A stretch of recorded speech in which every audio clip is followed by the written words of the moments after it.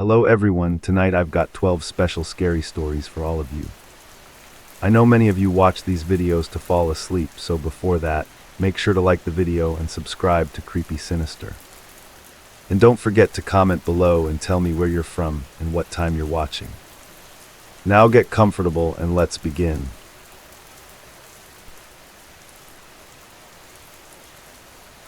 It was the first week closing down the 9th floor of my office I spent completely alone. I thought the silence would be peaceful, until I realized it wasn't silence at all. I'm 26, and at the time this happened I was working as a junior analyst for a finance company in northern New Jersey. The building was a pretty standard corporate tower, 9 floors, glass front, fake plants in the lobby, that kind of thing. Our department took up the entire 9th floor, and because I was the new guy, I always got stuck staying late to finish reports and lock everything up. Usually there was at least one other person around, either my manager or another analyst. But a few weeks before this, the company cut overtime, and suddenly I was the only one staying past 7. The routine was simple. During the day, the 9th floor was bright and noisy, with phones ringing, printers whirring, and people walking back and forth between cubicles and conference rooms. After 8 p.m., it turned into a different place. The motion-activated lights would slowly turn off in sections if nobody moved for a while, leaving patches of the floor dark while the rest stayed lit. The AC would kick in louder when there weren't as many people, so there was this constant, low humming sound. My cubicle was near the center of the floor, with a view of a long hallway that stretched all the way down to the far emergency exit and the last cluster of cubicles. We had a checklist taped to the side of my desk for closing. Shut down your computer, log out of the system, lock the file cabinets, check the conference rooms, make sure the kitchen lights are off, and take the last elevator down so security knows the floor is clear. The building had cameras in each hallway and in the elevator lobby, and there was a guard downstairs 24/7. I kept telling myself that even though I was the last person up there at night, I wasn't really alone. But it doesn't feel that way when you're on the 9th floor of a dark office building and every sound echoes. The motion-activated lights were what bothered me the most. They were on this weird timer, so if there was no movement for a few minutes in a certain section, the lights would click off. If something moved, they'd click back on. Sometimes I'd notice them turning on at the far end of the hallway while I was typing, and I'd assume it was the AC blowing a loose ceiling tile or something. I never thought much of it during the day. At night, though, when you know nobody else is there, seeing a light just randomly turn on 30 or 40 feet away becomes a lot harder to shrug off. The night this happened, it was a Tuesday in late fall. It had been raining all afternoon, and by the time everyone else left around 6, it was already pitch black outside the windows. You could see reflections of the empty cubicles in the glass more clearly than anything outside. My boss tossed me a quick "don't stay too late" on his way to the elevator, and then I was alone with my stack of reports and the sound of rain ticking against the windows. I put in my earbuds, listened to a podcast, and tried to grind through the work. By around 10:45, the whole floor except my area was mostly dark. The motion lights had gone off in the hallway on both sides of me, leaving these long black tunnels with just exit signs glowing faint red at the far ends. I actually liked that part. It made my little island of light feel cozy, like I was in my own world. I finished the final report around 11:50 and sent it to my boss and took out my earbuds. That was when the quiet felt heavy for the first time. I leaned back in my chair and just listened. You don't realize how many little sounds an office makes until you're alone with them. The faint buzz of the fluorescent lights, the low hum of the AC, the occasional click of the building settling. Somewhere way down the hallway I heard a faint metal creak, like a door slowly easing shut. I told myself it was just the stairwell door and reached for the closing checklist. When I turned to grab my backpack, I caught it out of the corner of my eye. The lights at the far end of the hallway, maybe 40, 50 feet away, near the emergency exit, flicked on. It started with one row, then the next, like something was walking down there. Except I was sitting completely still at my desk. The closer lights near me stayed off. Only that last section at the end of the hallway was lit, a small bright square in a long tunnel of dark. I knew how the sensors worked. You had to move directly under them or pretty close for them to trigger. I wasn't anywhere near that end of the hall. I stood up and took a few steps toward the hallway. The lights in my area clicked on like normal, picking me up. I watched the far ones, waiting for them to go off. They stayed on. I stopped moving and counted in my head 30 seconds, a minute and a half. Finally, they went dark again, leaving everything on that side of the floor black. Glitchy sensors, I muttered to myself. Saying it out loud made it feel normal. I finished shutting down my computer and walked over to the small kitchen area to rinse out my coffee mug. When I reached the kitchen, which was off to the left, closer to the elevator lobby, the lights there came alive like they should. I was rinsing the mug when I heard the soft click again. I looked over my shoulder. Sure enough, at the very end of the hallway, the last section of lights had come back on. This time I felt that weird cold feeling spread through my chest. the kind you get when your brain is scrambling to understand something that doesn't make sense. I set the mug down and just stared. The hallway between me and that lit area was still dark. Nothing moved. I couldn't hear anything besides the AC and the rain. I told myself maybe the sensors were just overly sensitive in picking up some airflow, but the longer I watched that glowing patch at the end of the hall, the less that explanation made me feel any better. I pulled my phone out and called the security desk. The guard that night was a guy named Tony, probably in his 50s, who was usually half asleep when I left. When he picked up, he sounded more awake than usual. I told him, kind of laughing, that the motion lights on 9 kept turning on at the far end of the hallway while I was standing still. "Maybe you got a ghost up there," he joked first, then he said, "Hold on, let me pull up your floor." There was a short pause where all I could hear was the elevator dinging faintly through the phone and the sound of him tapping on a keyboard. "All right, I got 9 pulled up," he said. "I see you by the kitchen. Turn around and wave at the hallway camera." I turned and waved toward the black rectangle above the exit sign. "Yup, that's you," he said. "You said the lights at the end keep coming on." "Yeah, they're on right now," I told him, still staring down the hall. "Well, they're not on in the feed," he replied slowly. "Looks dark all the way down from what I see, and there's no one up there but you, man." That made my throat go dry. I swallowed and forced a small laugh. "Probably just lag in the camera, right?" I said. "Maybe," he answered, but he didn't sound convinced. "Either way, if you're almost done, I'd just lock up and head out. I'll keep an eye on the feed while you do your rounds." I hung up and shoved my phone in my pocket a little harder than I meant to. I didn't want to admit it, but knowing the cameras showed darkness where I was literally seeing a lit hallway made me feel more exposed, not less. I grabbed my backpack, went back to my desk, and started checking off the items on the closing sheet mechanically. Move, click, lock, move, click, anything to not look at that end of the hall. I was standing at my cubicle checking that my file cabinet was locked when I heard it for the first time. At first I thought it was just my own breathing, louder than usual because I was on edge. A slow, steady inhale and exhale coming from somewhere behind me. I stopped and held my breath just to prove to myself it was mine. The breathing didn't stop, it became more obvious. Slow, almost controlled breaths, like someone trying not to be heard. It sounded like it was coming from just over the half wall of my cubicle, maybe a foot or 2 behind my chair. The hair on the back of my neck stood up so fast it hurt. I spun around so fast my chair bumped into my legs. No one was there. The hallway behind my cubicle was dark, and the motion light above it clicked on right as I turned, lighting up a stretch of empty carpet and empty desks. The breathing cut off the second I moved. I stood there for a few seconds, my heart beating way too hard for a normal work night. I walked around my cubicle and checked the rows of desks on either side. Empty. A couple of jackets on chairs, some monitors still on standby, but no people. I told myself maybe the AC vent was making some weird noise that sounded like breathing. I went back to my seat, sat down, and listened. Nothing, just that humming.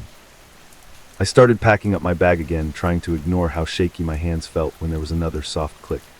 The light at the far end of the hallway came on. I didn't even have to look to know. I saw the change in reflection in my monitor screen. But this time there was something different. The breathing started again right behind me, louder, closer. I could hear the tiny, wet sound at the end of each exhale, like whoever it was had a cold. Every instinct in my body was telling me not to turn around. The sound was so close it felt like if I leaned back even an inch, I'd bump into someone's chest. I forced myself to twist in my chair anyway. I snapped around, ready to confront whoever thought this was funny. The moment my chair turned, the breathing stopped again. The light above my cubicle flicked on. The hallway behind me was empty. But down that long tunnel of darkness, the last section near the exit was still lit up, glowing eerily. That was the moment I stopped pretending this was just my imagination.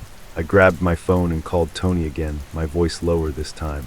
I told him the lights at the end were on again and asked if he could see anything now. He hesitated before answering.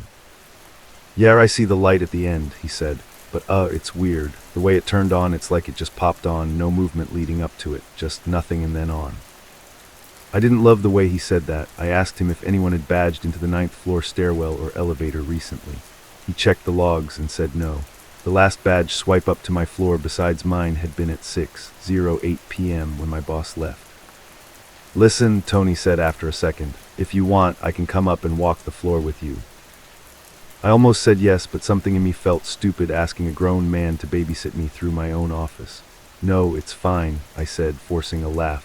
"I just need to check that back hallway and then I'm out. I'll feel better if I see it's empty." "All right," he said, "I'll keep your floor pulled up. If I see anything weird, I'll call you."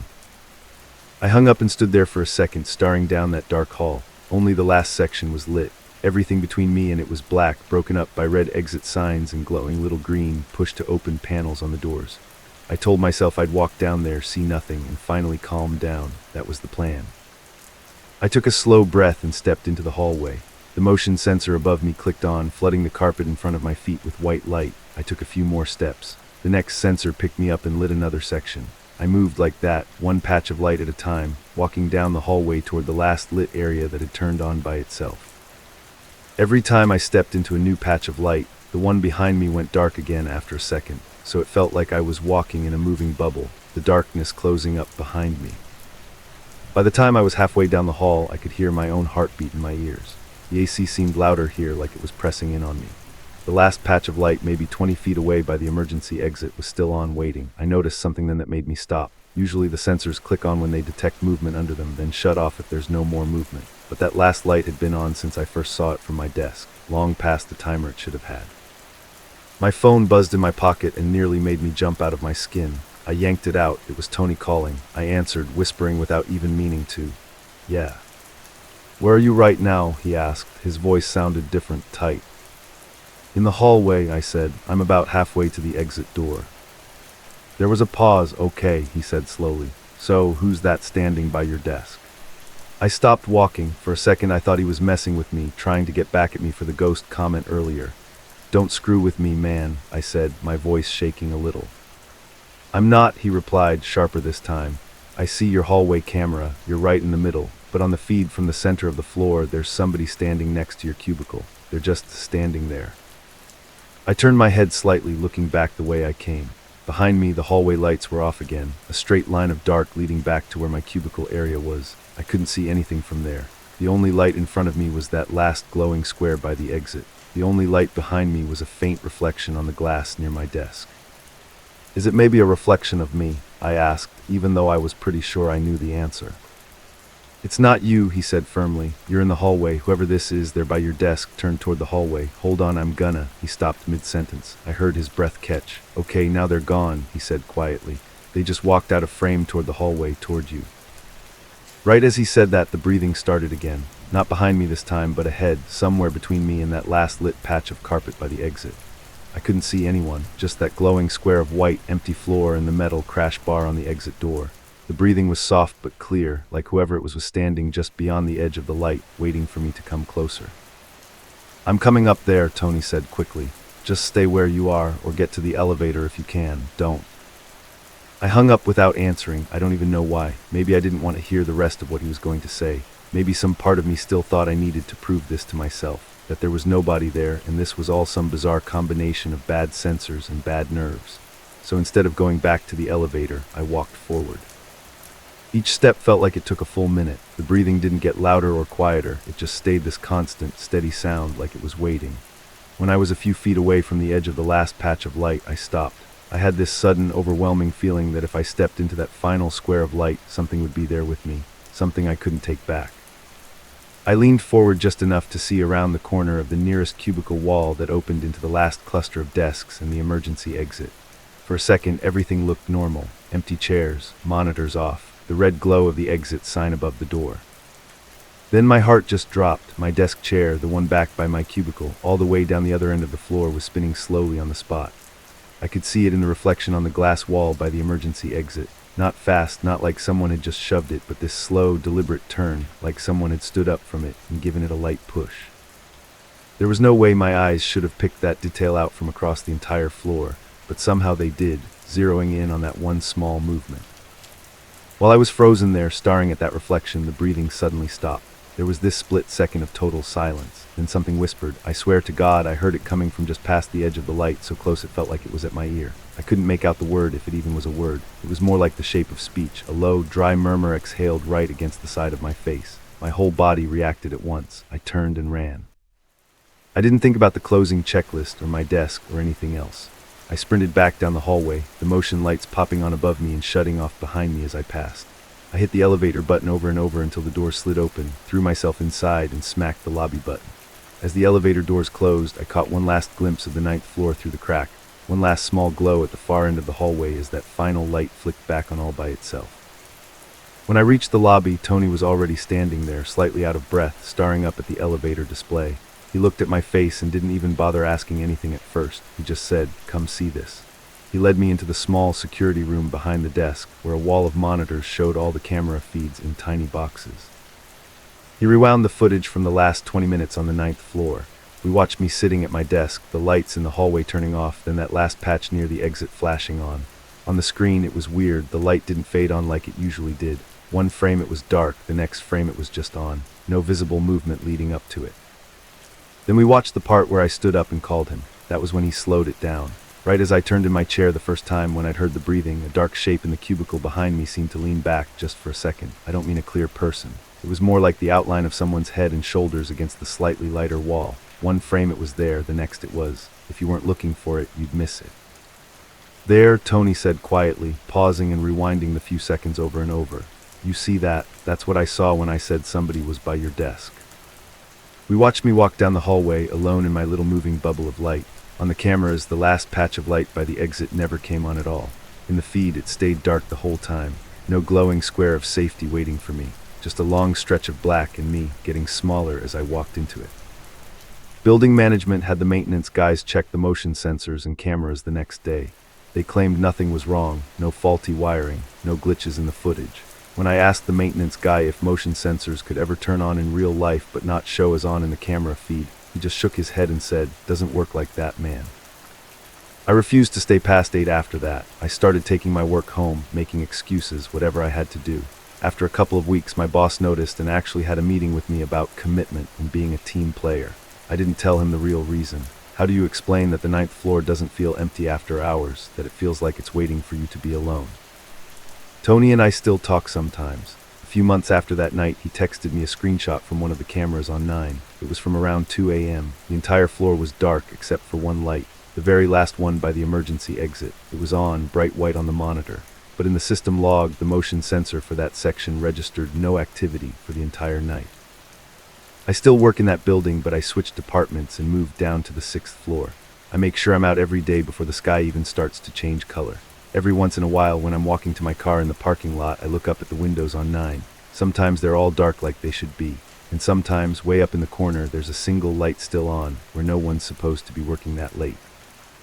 I tell myself it's just a cleaning crew, or a timer someone forgot to change, or some harmless technical glitch. But I can't forget the sound of that breathing behind my chair, or the way something leaned back out of frame the second I turned, like it had been inches from me the whole time. Whatever turned those lights on, it didn't want to be seen on camera. It wanted to be right next to me, where I couldn't pretend it was just a glitch.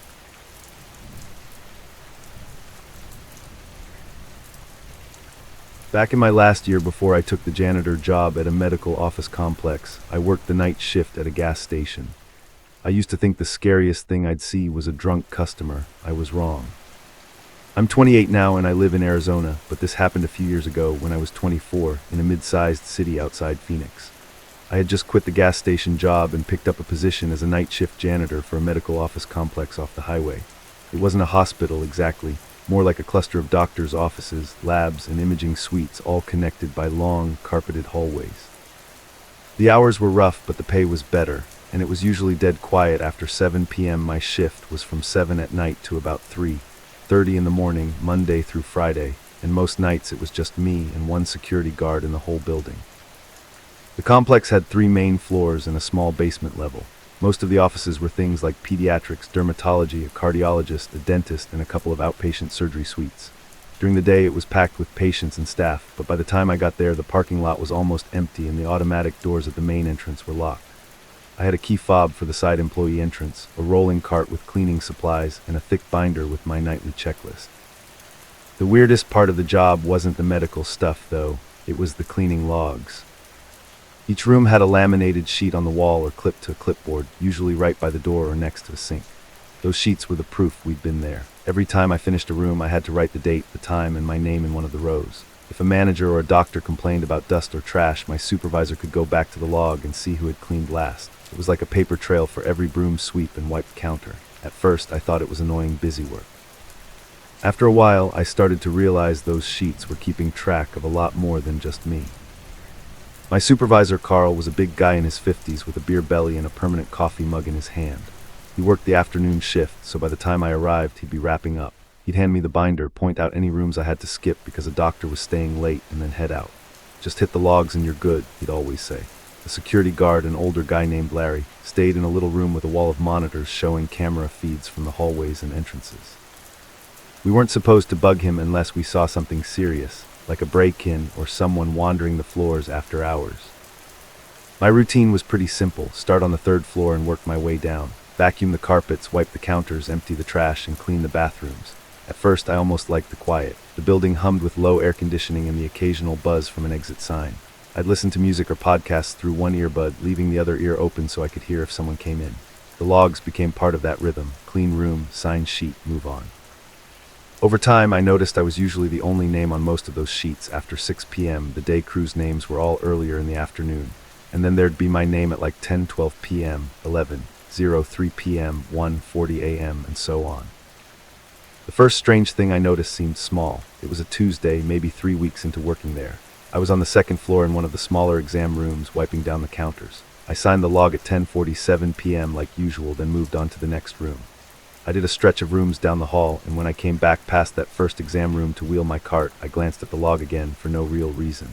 Under my entry, there was a new line. Same date, time listed as 11:02 p.m., and a name I didn't recognize. The handwriting was small and sharp, almost like it had been written with a shaking hand. It looked like it said H. Doyle or maybe R. Dole. I just remember the capital D being almost too neat.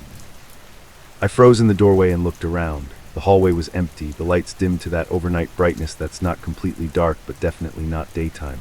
I listened for footsteps, a door closing, or any sign someone else was nearby. Nothing. I checked the room again and even opened the little supply closet inside it. I knew I had only been a few doors down. If somebody had come in after me, I should have heard them. Still, I told myself it was probably a doctor who'd come back for something quickly. Maybe they'd walked in right after I left, signed it, and left again. That would have been the end of it if it only happened once. 2 nights later, I saw the name again. This time I was on the third floor in a waiting room for one of the surgery offices. The log was on a little stand by the door. I signed at 9:23 p.m. I remembered the time because I'd checked my phone right after. I vacuumed the carpet, straightened a stack of magazines, and walked across to the bathroom. I was in there maybe 5 or 6 minutes. When I came back out, the log had another entry underneath mine. Same date. Time, 9:24 p.m. Name, that same tight, shaky signature. I scanned the whole hallway. No doors closed, no voices, nothing. If someone had been there, they'd basically have had to squeeze past me in the doorway, write their name, and vanish. That night when I ran into Carl as he was leaving, I decided to mention it. I didn't want to sound paranoid, so I kept it casual. "Hey, do you know a Dr. Doyle or something? I keep seeing that name on the logs, like right after mine." Carl frowned and scratched his chin. "We have a Doyle on one of the leases downstairs, I think. Old-time doctor, but he doesn't work nights." "Why?" I told him what I'd noticed, and he shrugged. "Docs come and go, man. Some have their own keys. As long as you're hitting your rooms, it's fine." Then he laughed and added, "Unless someone signing your name, you're good." I laughed too, but it didn't really make me feel better. After that, I started paying more attention. Whenever I left a room, I'd glance back at the log just before I closed the door, almost like I was expecting the ink to form right in front of me. I never saw it change in real time, of course, but more and more I'd circle back on my route and see that same extra entry below mine, always the same format, always within a few minutes of whatever time I had put down. It happened on different floors in different offices. Sometimes it was an exam room, sometimes a break room, once even a staff bathroom that I knew I'd locked behind me. The name always looked like H. Doyle, written in that cramped, jittery handwriting. About a week into this, I decided I needed to make sure I wasn't losing my mind. One night, I was on the first floor in a pediatric office. The log sheet was clipped next to the door. I signed it with the date and time, 11:36 p.m. Instead of moving to the next room, I pulled my phone out and took a picture of the page. Then I set my cart up just outside the room, left the door half open, and went to clean the bathroom across the hall. That bathroom didn't take long, maybe 5 minutes. I came right back, heart already beating faster than it should have, and checked the log.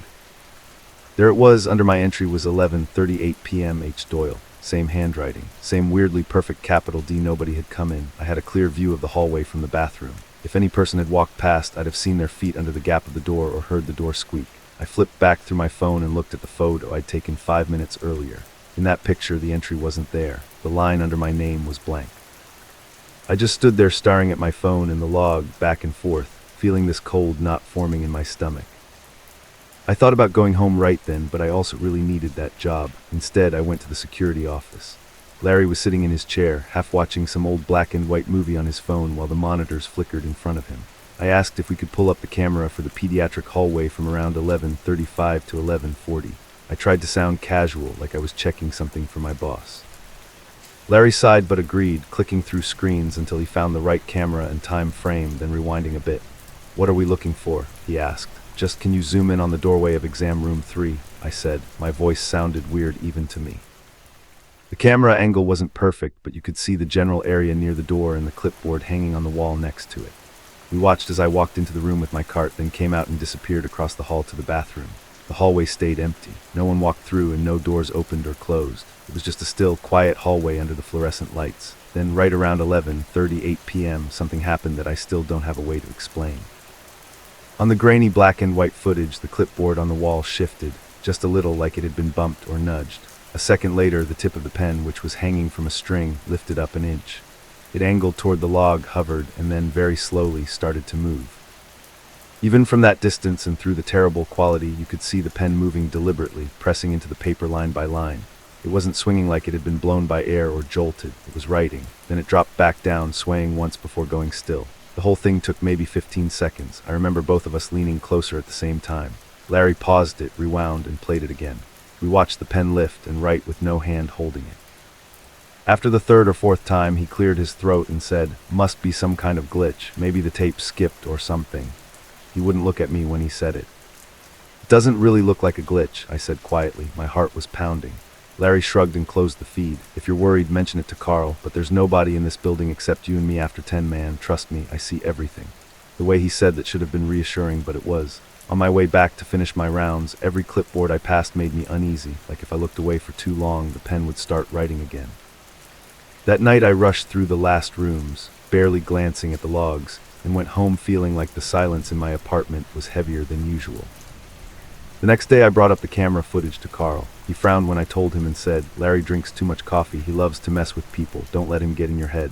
When I insisted I'd seen it myself, his face hardened a bit. "Look, Miguel, I need someone on nights who isn't going to spook themselves and quit. This building is old, the HVAC rattles and doors settle. If you can't handle being here alone, just say so. I can find someone else." That shut me up. I told him I was fine. Inside, I wasn't fine at all. But like I said, I needed the money. After that conversation, things got worse. Once I knew for sure that the logs were changing by themselves, I couldn't stop checking them. I'd sign a sheet and then stand outside for a moment, forcing myself to walk away. But I'd end up circling back just to see. It didn't happen every time. Sometimes the line under my name stayed blank all night. Other times, I'd come back 15 minutes later, and there it was again, H. Doyle, with a time snuggled right under mine. It got to the point where I started recognizing the pattern. The extra entry always appeared after my latest entry, but never more than 10 minutes off. It was like something was following me through the building, but only on paper.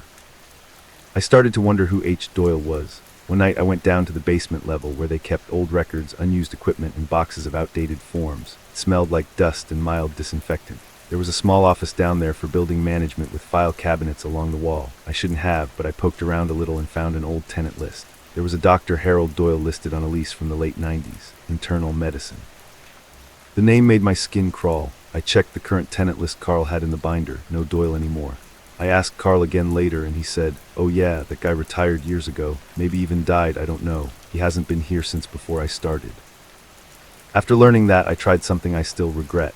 In one of the exam rooms on the second floor, I waited until I saw my name and the Doyle signature appear on the log. I checked it right after returning from another room, and the extra entry was fresh. Underneath H. Doyle, I took the pen and wrote, "Who are you?" Felt stupid as I did it, like I was leaving a note for a prankster. But a part of me was genuinely expecting nothing to happen. I left the room, heart pounding, and forced myself not to go back for an hour. I focused on cleaning a whole different section, but the whole time I could feel that room sitting there, the log waiting. When I finally went back, I hesitated in the hallway before stepping inside. The air in that room felt heavier, like it was warmer than the hallway, even though the vents above were blowing cold air. I walked to the log and my mouth went dry. Underneath my "Who are you?" someone had answered. The handwriting was still shaky but clearer, like whoever wrote it was taking their time now. It said, "Last on list." That was it, just those 3 words. I stared at it so long my eyes started watering. Last on the list, I looked up at the cleaning log itself. At the top of the sheet, in small print, was the room number and a code for the cleaning route. In my binder, every night, there was a printed checklist of rooms in the order I was supposed to hit them. The room this log was in was almost always near the middle. I pulled out my binder and flipped through that night's checklist. Third floor, then second floor, then first, then basement. Each room was numbered in order.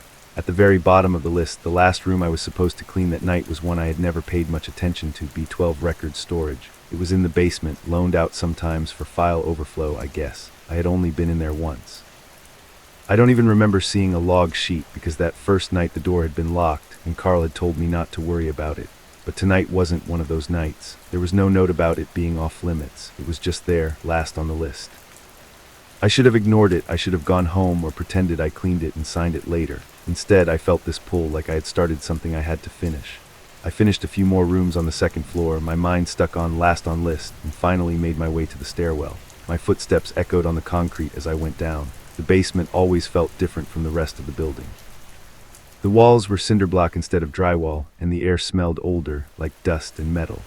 The lights flickered in slow motion as I walked down the hallway, gray tiles stretching in front of me. Room B12 was at the end of the hall, around a slight bend. The door was plain, with a small plaque that just said records. There was a standard keyhole and a push bar. My keyring had a small sticker Carl had put on it marking which key was for which level. I don't remember deciding to try the key, but suddenly it was in the lock and the knob was turning. The door opened with a soft, dragging sound like it hadn't been moved in a while. Inside, the room was dark except for the light spilling in from the hallway. I reached for the switch and flipped it on.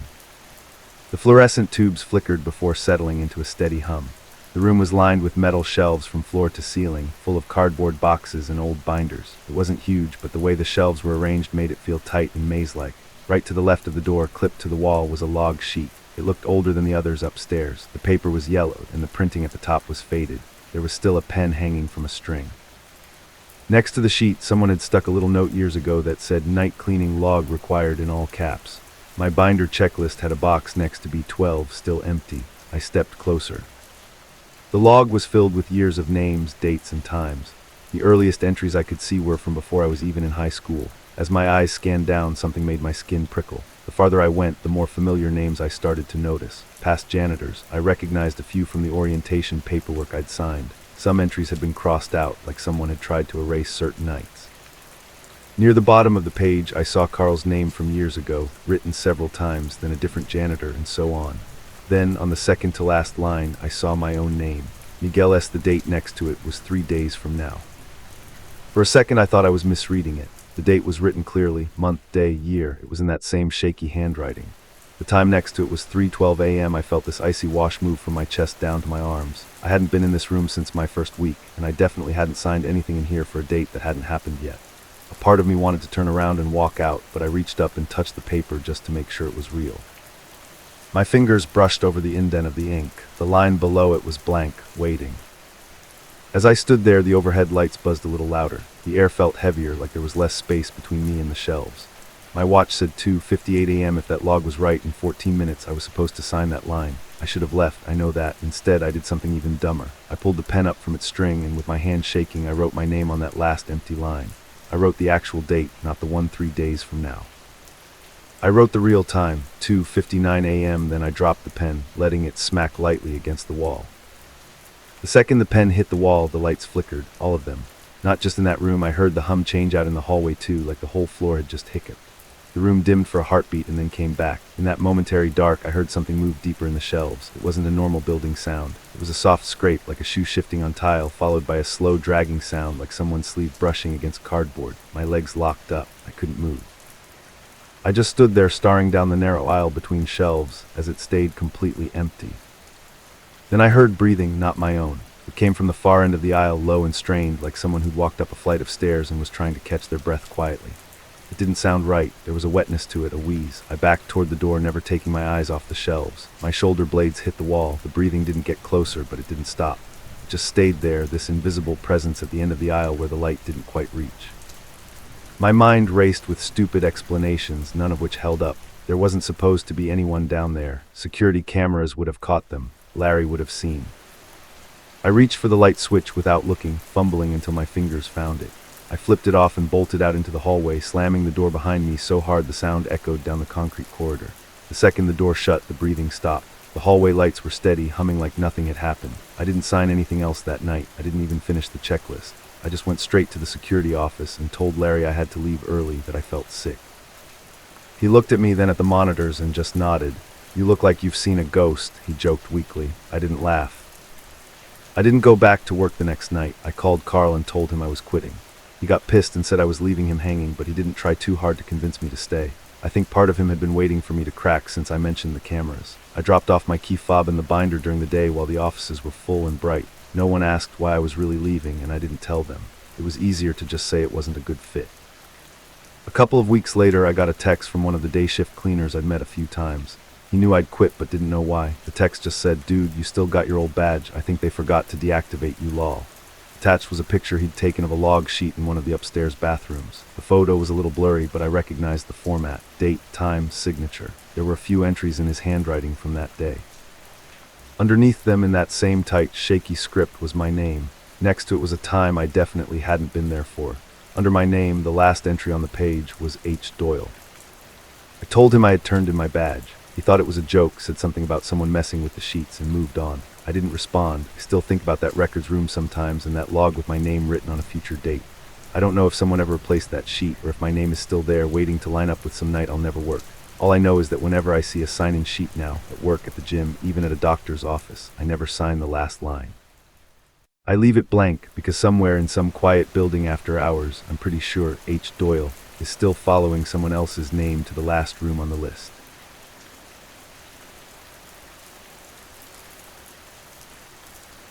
This happened during the year I worked the graveyard shift at a 24/7 call center.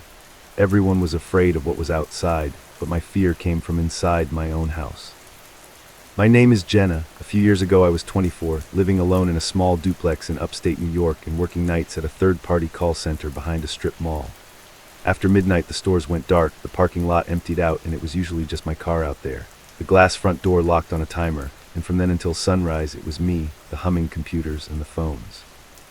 The call floor was one big room of gray cubicles and old PCs. A security camera watched the front door. A tiny motion light blinked when anyone came up to the glass. Our software showed every call on screen number, duration, and whether it was external or internal. There was also a list of internal extensions. The active ones were white. The grayed out ones labeled things like 2NDFLR closed, belonged to a second floor we didn't use anymore. That level had been shut down years earlier. None of us on nights even had a key to the stairwell. My routine was simple. I clocked in at 10 p.m., made bad coffee, logged in, and put on my headset. From 10 to around 1 a.m. I dealt with upset customers and people who just wanted someone to talk to. After 2 a.m. calls dropped off.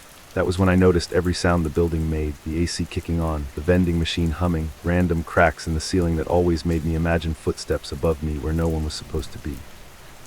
This happened on a Tuesday night going into Wednesday. I remember because I had been staring at the calendar earlier, counting down to payday on Friday. Around 2:14 a.m., I was scrolling my phone under the desk when my headset suddenly rang, sharp and loud. Usually there was a soft chime and a pop-up with the caller's info. This time there was just the ring. I looked at the caller ID panel. Instead of a phone number, it said EXT217 internal. Internal and active were lit up green. When I glanced at the internal list on the side of the screen, extension 217 was still gray and labeled 2NDFLR closed. The call timer started counting 000100020003. Expecting it to drop, I watched it for a couple seconds. It didn't. Habit and training took over and I answered. "Thank you for calling, this is Jenna. How can I help you?" I said. There was no greeting. At first all I heard was a soft hiss, like low static with a faint hum under it. I almost repeated myself when I realized there was a voice buried in that noise. It was just so quiet that it blended into it. I turned the volume on my headset all the way up. The second I did, my body went cold. The voice on the line was mine. We had to listen to our own calls during training, so I knew exactly how I sounded recorded. But the top of the screen clearly said, "Live call," and the clock in the corner still read 2:14. I didn't have any playback window open, just the active call from extension 217. On the line, my voice was talking in a low, careful whisper like I was trying not to freak out. "It's 2:14 a.m., she said. "I'm sitting alone in the call center staring at my screen. I just got a call from extension 217. It's marked inactive, but it's ringing anyway. I'm about to answer it." My heart started pounding. I stared at EXT 217 internal, at the green active label, and at the timer ticking up. I was silent, barely breathing, but the version of me on the call kept going like I wasn't there. "I'm hearing myself right now," she whispered. "I don't understand how that's possible. I think this is some kind of recording, but it's describing exactly what I'm doing." I'm turning my head to look at the security monitor above the door. Without thinking, I turned and looked at the tiny black and white screen that showed the front door. It was empty, just glass and a slice of parking lot. My chair creaked as I shifted. A second later, I heard that same little creak echoed in my own voice, like the call was a few seconds ahead of me. Trying not to panic, I opened the call log tab. If this was a recording, it had to be listed somewhere. The log showed live call EXT 217-02-1402 with a duration of a little over a minute. Next to it already sat a small folder icon that meant recorded file. Calls weren't supposed to save until they ended. My hand was shaking as I clicked it. A simple info box popped up. Same extension, same time, but the date field was wrong. Instead of that night's date, it said the call had been recorded 3 days from then. Friday, same time, 2:14 a.m. I checked the bottom right corner of the screen. Tuesday. I looked at the paper calendar on the cubicle wall. Tuesday the 12th. Friday the 15th was circled in red. I just stared for a second, feeling like the air got heavier. In my headset, my own voice kept talking like nothing was wrong. "I'm checking the date," she said. "I don't believe what I'm seeing. The system says this call is from 3 days in the future. I don't think this is a normal glitch." Under my voice was another sound I hadn't noticed at first. It was a slow, soft shuffling, like bare feet sliding over carpet. Every now and then I heard a faint, wet breath that made the hairs on my arms stand up. It wasn't coming from me. I was holding my breath without realizing it. "I know what's coming next," future me whispered. "In a few seconds, the motion sensor by the front door is going to blink on, but nobody will be there. Then I'll hear the side door open down the hall, even though it's supposed to be locked." I looked at the front door camera again. The tiny green motion light above the glass was off.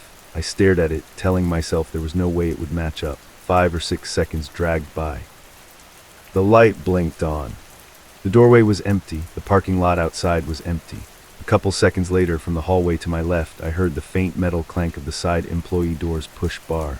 That door stayed bolted at night. The sound still cut through the room like it was right next to me. My finger hovered over the soft dial pad icon we used to call out. The handbook said to dial 911 for any suspected intruder, but doing exactly what my own voice was describing felt wrong, like I'd be locking myself into whatever I was hearing. On the call, future me sounded even smaller. "If I call the police, they won't find anyone," she said. "They never do. I think whatever's here doesn't care about locks." I stayed frozen at my desk. The shuffling under my voice grew a little louder, like it had moved closer to wherever that recording was being made. "It's behind me right now," she whispered. "I can feel it breathing. I'm not going to turn around. It doesn't matter if I see it."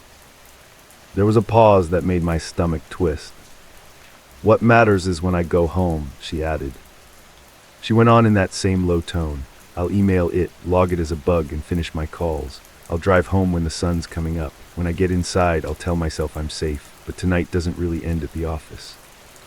I couldn't listen anymore. I slid the headset off one ear and hit end call. The timer froze at 06:32. 6 minutes and 32 seconds of my own voice from a call the system said hadn't happened yet. For a minute I just sat there with my heart pounding, listening to the building, the AC, the computers, nothing else. Then I did exactly what the voice said I would. I opened my email and typed a short message to it about an inactive extension ringing and a bad date on recording. I attached a screenshot. My hands shook as I hit send. The rest of the shift was quiet. No more internal calls, no strange noises. A couple of normal customer calls came in and I went through the motions like nothing had happened. By 6 a.m. my relief walked in. The sky outside the high windows had turned pale, and I'd almost convinced myself I'd stumbled onto some test file that wasn't meant for me. I drove home the same way I always did, 10 slow minutes through empty streets. Inside my duplex, everything looked normal. I dropped my headset and ID badge in my work bag, set it by the couch, locked the door, and turned the TV on low. I didn't want silence. At some point, I fell asleep on the couch. When I woke up, it was mid-morning. Sunlight pushed around the blinds. I sat up and reached for my phone on the coffee table and froze. My work headset was lying there on the table, neatly coiled right next to it. I was sure I had left it zipped inside my bag by the couch. The bag was still on the floor, closed. I stared at the headset for a while, telling myself I must have pulled it out on autopilot and forgotten. Night shift does that. I stuffed it back into the bag, zipped it tight, and shoved the whole thing into the hall closet. The next 2 nights at work were uneventful. It emailed back saying they didn't see anything strange and that old extension sometimes pinged during maintenance. My supervisor shrugged when I mentioned it. By Thursday, the sound of my own voice on that call felt far away enough that I started to wonder if I'd blown it out of proportion. Friday was my next overnight alone. The shift started like any other. After midnight, calls slowed down. Around 2 a.m., that wired, heavy feeling settled in where every little noise sounded too loud. I kept glancing at the internal extension list. 217 was still gray and labeled 2ND-FLR closed. A few minutes before 2:14, my hands were sweating on the mouse. When the clock flipped to 2:14 a.m., my headset didn't ring. Instead, a new line appeared in the recordings panel on its own. File name ext217 internal 021402. The play button was highlighted like someone had pressed it. A second later, my own voice came through the headset. "It's 2:14 a.m., she whispered. I'm sitting alone in the call center staring at my screen. I just got a call from extension 217. It was the exact same audio I'd heard on Tuesday. Only now I understood what that future date really meant. 3 days ago, I'd been slightly behind it listening. Now I was lined up with it. Every move I made matched what I heard a second before it happened. The creak of my chair as I turned, the way my breath caught, the way my eyes went to the monitor. I tried to fight it. When the recorded me said I was looking at the security screen, I stared at my keyboard. My eyes still lifted toward the little camera feed by the front door. The motion light blinked on. The faint metal clank from the side hallway followed. My heart was pounding so hard my chest hurt. When my voice on the recording whispered, "It's behind me right now," I felt cold air slide up the back of my neck. Not from the vents, this was a slow, damp exhale right at skin level. The soft shuffling I'd heard in the background on Tuesday wasn't in my headset anymore. It was on the carpet behind my chair, circling. I could feel a faint vibration through my feet, like someone taking slow, careful steps just out of my line of sight. I didn't turn around. My hands were clamped so hard on the edge of the desk my fingers tingled. In my ear, my own whisper said seeing it didn't matter, that what mattered was when I went home.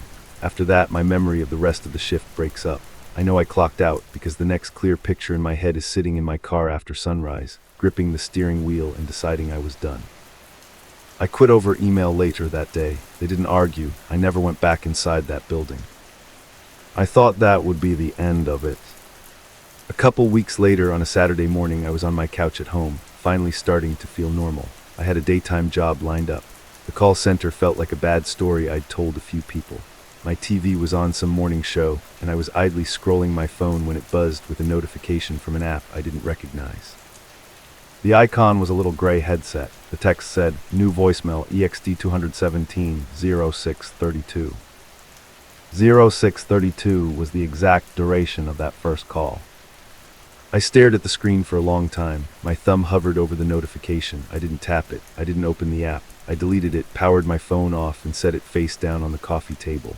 The room suddenly felt too quiet. I could hear my own breathing and a car passing somewhere outside.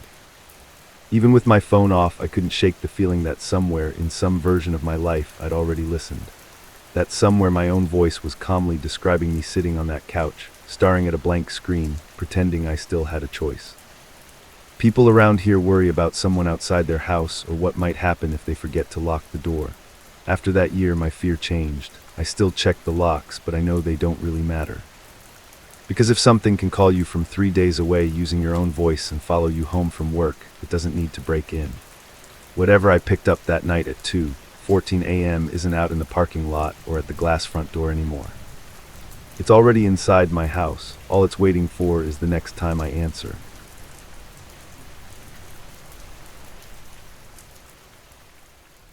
This happened on a cold closing shift at the clothing store at night.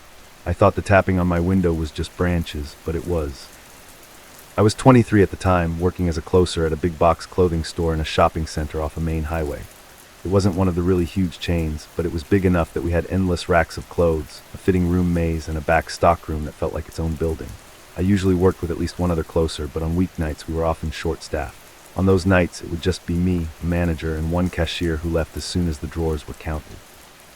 The manager stayed up front doing reports, and I was the one stuck in the back doing inventory and cleaning up the stockroom.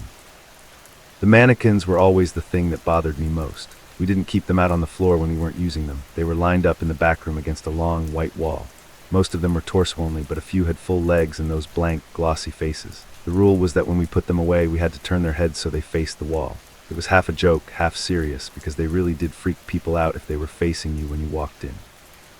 Over time, I got used to them, but I still never liked being in that room with the door closed. The store closed at 9:00 p.m., and that night it had already started storming around 7. I remember seeing the sky go from gray to almost black through the front windows and the parking lot lights popping on early. Rain hammered the glass doors and thunder shook the racks just enough to make hangers clack together. Customers cleared out fast. By 8:30 we were down to one older couple in the men's section and a teenage girl trying on clothes with her mom in the fitting room. It felt like one of those quiet, slow nights where you can almost hear the building breathing. By 9:15 we had locked the front doors, pulled down the metal gate, and turned the music off. It was just me and my manager, Lisa. She was in the tiny office near the registers doing end-of-day paperwork. I had a cart full of returns to bring back to the stockroom, along with a handheld device to scan inventory. The plan was simple: get everything put away, scan a few sections, tidy up the back, and clock out by 10:30. I remember feeling tired but calm. I'd done this routine so many times I could do it on autopilot. To get to the stockroom, you had to pass through a narrow hallway behind the children's section. It always felt colder back there, like the air conditioner hit that hallway harder than anywhere else. At the end of it was a metal door with a panic bar that led to the back room. Inside, there was a main path that ran between tall metal shelving units with cardboard boxes stacked up in rows. To the right was the wall where we kept the mannequins. Normally, when I walked in, they were all lined up facing the wall, like they were being punished. When I pushed the door open that night, the first thing I noticed was the hum of the fluorescent lights above me. The storm had made the power flicker a few times earlier, but everything was fine now. I parked my cart just inside the door and glanced right, almost out of habit, to check the mannequins. Their heads were turned toward the wall just like always. Some had arms, some didn't. One had a chipped shoulder from a fall. Seeing them like that actually calmed me a little. It felt normal. I started sorting clothes into piles on the cart: women's denim, men's shirts, and kids' jackets. I scanned a few boxes with a handheld, listening to the storm rumble overhead. Every now and then I'd hear the distant beep of something Lisa was doing at the front, or the echo of a drawer closing. The building made little creaks and pops. It all blended into background noise. After about 20 minutes, I was in a rhythm: fold, hang, scan, and stack. That's when the first weird thing happened. I was crouched down in front of a lower shelf, putting away folded sweaters, when I heard a light tapping sound. It was faint at first, like someone gently flicking a plastic hanger. Tap, tap, tap. I paused and listened. The storm had gotten louder, and I thought maybe it was rain hitting some loose metal or a vent. When I stood up, the sound stopped. I shrugged it off and went back to what I was doing. A few minutes later, it started again. Tap, tap, tap, a little faster. It sounded closer now, coming from somewhere behind me. I turned around, expecting to see a loose sign swinging or maybe a box settling, but there was nothing visibly moving. The aisle behind me was clear. I glanced over toward the mannequins again. They were still facing the wall, completely still. Their smooth, pale backs caught the fluorescent light. I told myself it was just the storm. The roof probably had a leak, or something was being tossed around on top of the building. The tapping stopped again, and I forced myself to keep working. It was maybe 10 minutes after that when the power went out. It didn't flicker first. Everything just died in one sharp second. The handheld turned off in my hand, the hum of the lights disappeared, and the whole stockroom was swallowed in black. For a split second, I couldn't hear anything but rain and distant thunder. I froze, and my heart jumped into my throat. Then, a second or two later, the emergency lights clicked on. We had these dim, yellowish lights that only came on during an outage. One of them was right above the stockroom door. Another was down the aisle a bit near the mannequins. The rest of the room fell into heavy shadows. It was enough to see, but just barely. Everything looked different, like the shelves were taller and the shadows between boxes were deeper and thicker than they should be. That's when I realized I wasn't alone in that room, at least not in the way I knew it before. I turned to look toward the wall with the mannequins, just to reassure myself, and my stomach dropped. Every single one of their heads was turned toward the door I had just walked through. They were still lined up against the wall, bodies facing forward, but their heads, those blank, featureless faces, were all angled slightly toward the doorway. They weren't looking at the wall anymore. They were looking at me, or at least at where I was standing by the door. I felt this wave of cold rush over me, like my body couldn't catch up with what my eyes were seeing. I hadn't heard anyone come in. I hadn't heard any movement at all, and it wasn't just one head. There were at least 8 mannequins lined up, and every head was turned, some more than others, like they'd been rotated in different stages, but all focused in the same general direction. The emergency light above them cast shadows over their faces, making the eye sockets look deeper, like they actually had expression now. My first thought was that someone was messing with me. Lisa maybe trying to scare me as a joke. That idea actually comforted me, so I latched onto it. I grabbed my walkie from my belt. "Lisa," I said, my voice cracked. "Did you just come back here?" There was a burst of static, then her voice came through, muffled but calm. "No, I'm still up front. Power's out, but the registers are okay. You good back there?" Stared at the mannequins as she spoke, my fingers gripping the walkie hard enough to hurt. "Yeah," I said slowly. "Yeah, I'm good, just dark." I didn't mention the heads. Saying it out loud felt like it would make it real, and I wasn't ready for that yet. I told myself I must have been remembering wrong. Maybe they weren't all facing the wall before. Maybe someone had left them like that earlier and I hadn't noticed. I tried to convince myself, but deep down I knew I had checked when I walked in. I always check. I decided I'd had enough of the back room for the moment. I backed up toward the door, keeping my eyes on the mannequins, and pushed the bar to leave, except the bar didn't move. First, I thought my hand slipped, so I pushed it again, harder this time. The metal bar gave only a fraction of an inch and then stopped, like something on the other side was jammed against the door. This door wasn't supposed to lock from the inside. It was a fire door. It was built so that all you had to do was hit the bar and it would swing open. But it didn't. I tried again, now putting my full body weight into it. It didn't budge. A trickle of panic started rising in my chest. I looked up at the emergency light above the door, half expecting it to flick off too, but it stayed on, buzzing faintly. I smacked the bar with my palm and yelled, "Lisa." The sound echoed in the stockroom, bouncing off metal shelves and boxes. No answer. Instead, I heard something else. This time it wasn't tapping, it was footsteps. They were soft but deliberate, like someone walking on carpet right outside the stockroom door. The back hallway had a cheap industrial carpet runner, and the sound of shoes on it had this dull, padded quality. That's exactly what I heard, moving slowly past the door. The bar trembled under my hand, just a little, like someone brushed against the other side. I stopped breathing for a second. "Lisa," I called again, quieter now. The footsteps didn't react. They kept moving, slow and unhurried, past the door and then turning. The sound grew fainter, like whoever it was walking away, deeper into the store. I raised the walkie to my mouth again. "Lisa, are you in the hallway?" I asked. "I'm in the office," she answered. "Why?" Her voice sounded farther away this time, like the signal was weaker. "Never mind," I said, my skin crawling. If she was in the office, then who had just walked by? The air in the stockroom felt thicker now, like it was pushing in on me. I could hear the storm beating on the roof and walls, but everything inside felt muted.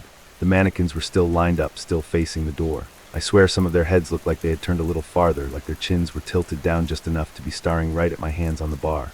I forced myself to look away from them and scan the room. There were no other doors, no windows. Just me, the shelves, the mannequins, and that one door that wouldn't open. I decided to try calling Lisa's cell phone.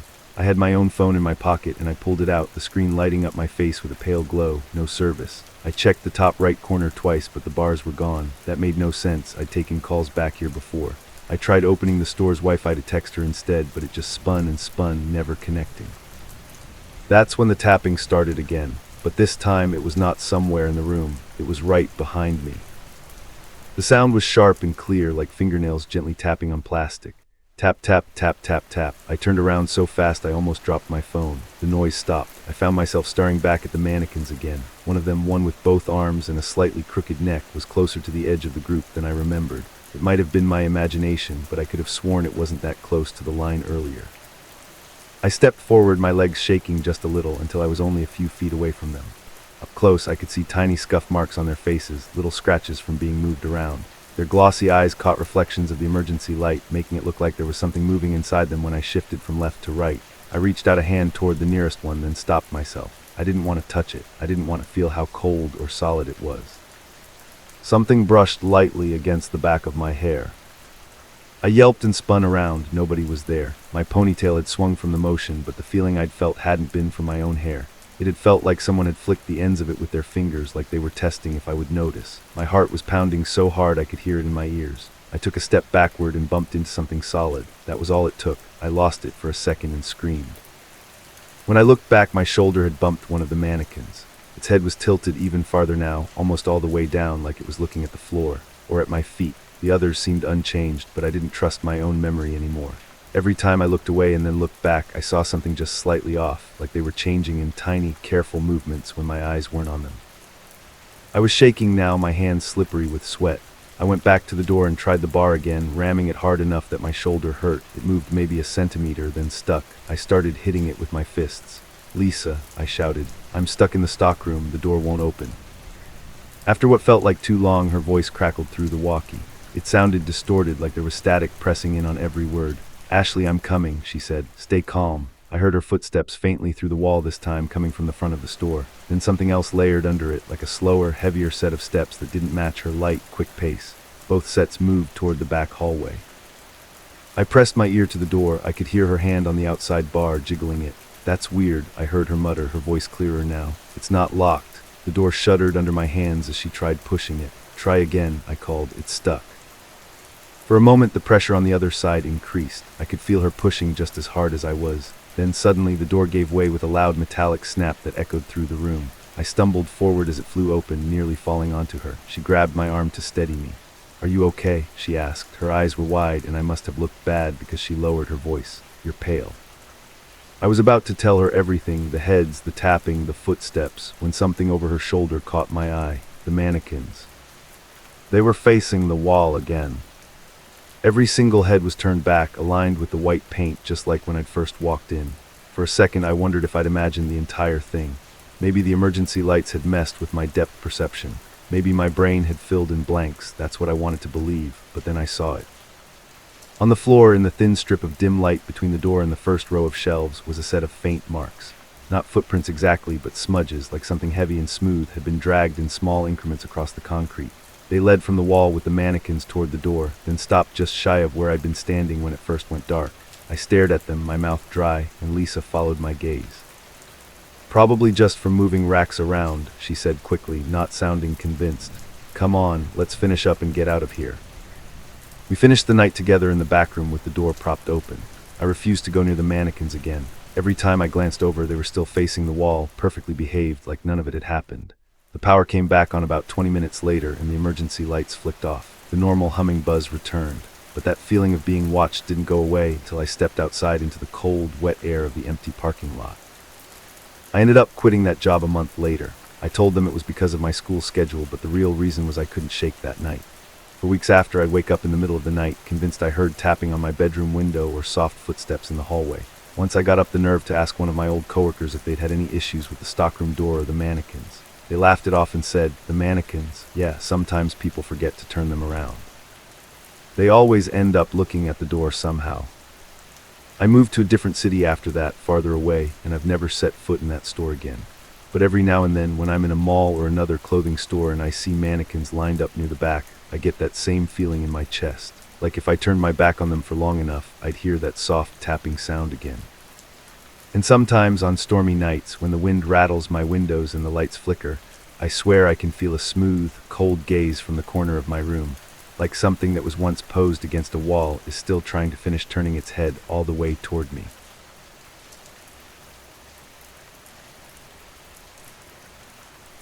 During my time working nights at a distribution warehouse, I was staying in a basement apartment. At first, the noises upstairs seemed normal, until I realized they weren't coming from upstairs. I was 24, broke after college, and living in a small town in Pennsylvania. The basement place was cheap and ugly, but it was close to my job, so I took it. I worked the 9 p.m. to 5 a.m. shift at a big warehouse off the highway. Most nights it was just me inside, moving pallets with a forklift. The only other person in the building was a security guard up front, and the only way to talk to him was an old two-way radio. The guard that week was a guy named Ray. He was in his 40s, quiet, the kind of guy who always looked half asleep, usually with a faded gray hoodie under his uniform jacket. He spent his nights in a little office near the main doors, half watching the camera feeds and half watching movies on his phone. We weren't friends, but we had a routine. I'd clock in, grab the handheld radio from its charger, and he'd give me a lazy wave from behind the glass. The first strange thing happened on a Tuesday around 1 in the morning. I had just finished loading a truck at one of the front docks and parked the forklift near the middle of the warehouse. I was standing there scanning my next pick ticket when the radio on my belt suddenly let out a long, high hiss. It sounded exactly like someone had opened the channel and was just holding the button down. I grabbed it, lifting it toward my mouth, expecting to hear Ray's voice cut through any second. "Ray, are you there?" I asked. At first there was only static. Then under it I heard something that sounded like breathing. Not my own, it was too close to the mic, slow and uneven, dragging in and out. I frowned and pressed the button harder, like that would somehow fix it. "You copy," I said. A second later, Ray finally answered, his voice cutting through like nothing was wrong. "Yeah, I'm here. Radio's acting up," he said. I forced a laugh, clipped it back, and went back to work, but that breathing stuck in my head. Around 2:30, I was in aisle 17, one of the long central aisles. The shelves there were stacked with cleaning supplies, and one of the lights near the far end flickered non-stop, making the shadows jump. I was standing halfway down, scanner in hand, when the radio hissed again, louder than before. The static stretched out for a few seconds, then slowly thinned, like someone was turning down the noise. Under it, a voice finally came through. "Chris," it said, just my name, slow, low, and too clear to blame on interference. I froze right there in the middle of the aisle. My name isn't rare, but hearing it spoken like that, in that tone, in a building I knew was basically empty, hit me in a way I can't really explain. "Ray," I said into the radio. "Are you messing with me?" There was a pause, then a long, soft crackle, almost like a sigh. "Chris," the voice repeated, the same slow way. It didn't sound like Ray at all. He had a rough smoker's voice. It sounded smooth and flat, like someone trying hard not to show any emotion at all. I swallowed and tried to sound annoyed instead of scared. "Who is this? You're on the wrong channel," I said. The radio crackled once more and went completely silent. I stood there for another few seconds, listening to the hum of the lights and my own breathing before forcing myself back onto the forklift. I told myself it had to be some trucker on a CB radio bleeding through the frequency, even though that didn't really make sense. After that, the warehouse felt different. The aisles didn't just look like rows of boxes anymore. They looked like places someone could stand and wait until I walked by. Every flicker from a bad bulb made me twitch. I found myself choosing routes that kept me in the more open parts of the building whenever I could. The radio stayed quiet for a while, but that almost made me more nervous, like whoever had said my name was just waiting for the right moment to come back. A little after 3, a pick list sent me to aisle 22, near the mostly unused back docks. That part of the warehouse was always colder, and the air smelled like dust and oil instead of cardboard. I drove the forklift back there, past 3 big loading doors that were locked and chained from the inside. The little windows on them were cloudy and dark, like black squares on the wall. I parked at the mouth of aisle 22 and stepped off the forklift to scan the pallet location. The second my boots hit the concrete, the radio hissed again. I grabbed it right away, already tense, and this time I didn't even have to press the button. The static cleared almost immediately, like it had been waiting for me to pick it up. "You're in aisle 22, the same voice said, calm and steady, not asking, just statting it. I stared at the big white 22 painted on the floor in front of me, and looked down the empty aisle of shelves and boxes. Nothing moved but the faint flicker from one overhead light. "Ray, seriously, cut it out," I said, trying to sound pissed instead of scared. My voice bounced off the metal shelves. "If that's you, it's not funny." There were a few seconds of soft hissing, then the voice came back. "Ray, not coming," it said in that same even tone, like it was reciting something written down. "It's just you." Those 3 words hit harder than they should have. For the first time that night, I really felt how far I was from the front office, and how much building there was between me and the exit. I decided I was done pretending it was just bad reception or some prank. I left the pallet where it was and walked quickly toward the front of the warehouse. As I moved through the main lane, I pressed the button again. "Ray, answer me," I said. "Where are you right now?" My voice sounded small in that big empty space. The radio hissed, and then I heard a faint scraping noise, like the mic was rubbing against fabric. Then the voice spoke again. "Between 17 and 16, it said. I stopped and looked down. On the concrete by my feet, big white numbers 17 and 16 were painted on either side, marking the aisles. It wasn't telling me where it was telling me where I was. I turned in a slow circle, scanning the ends of each aisle, expecting to see someone standing there holding a radio up to their mouth. There was no one, just rows of metal shelves and shadows. When I reached the front, the security office window was dark. Usually there was at least a faint glow from the monitors. That night, the room behind the glass looked completely dead. The door was shut. I knocked, waited, then opened it. "Ray," I called. The tiny office was empty. His chair was pushed back a little, like he'd just stood up and walked away. His half-full coffee cup sat on the desk, cold when I touched it. The monitor with the camera feeds was turned off. His radio sat in its charger, the little red light glowing like everything was normal. I picked up his radio and pressed the button. "Ray, this is Chris. Where are you?" I said into both units. Both hissed for a second and then went quiet. No answer. I put his radio back because for some reason holding 2 of them made me feel worse. I thought about calling my supervisor, but I couldn't picture that conversation going anywhere good. Telling him the guard was missing and someone else was talking to me on the radio sounded insane, even though that was exactly what was happening. I stayed near the front after that, working from the closest aisles and checking the clock more than my pick list. The radio stayed silent again, which didn't help. The building felt like it was holding its breath. Eventually, I had to grab a pallet from the second level in aisle 14. I took the forklift over, raised the platform a few feet, and stepped onto it with the scanner. From up there, I could see over several aisles at once, just long rows of metal and boxes fatting under buzzing lights. As I reached toward the pallet, the radio suddenly came to life without any big burst of static. It just clicked on like someone had already been talking and I'd only just tuned in.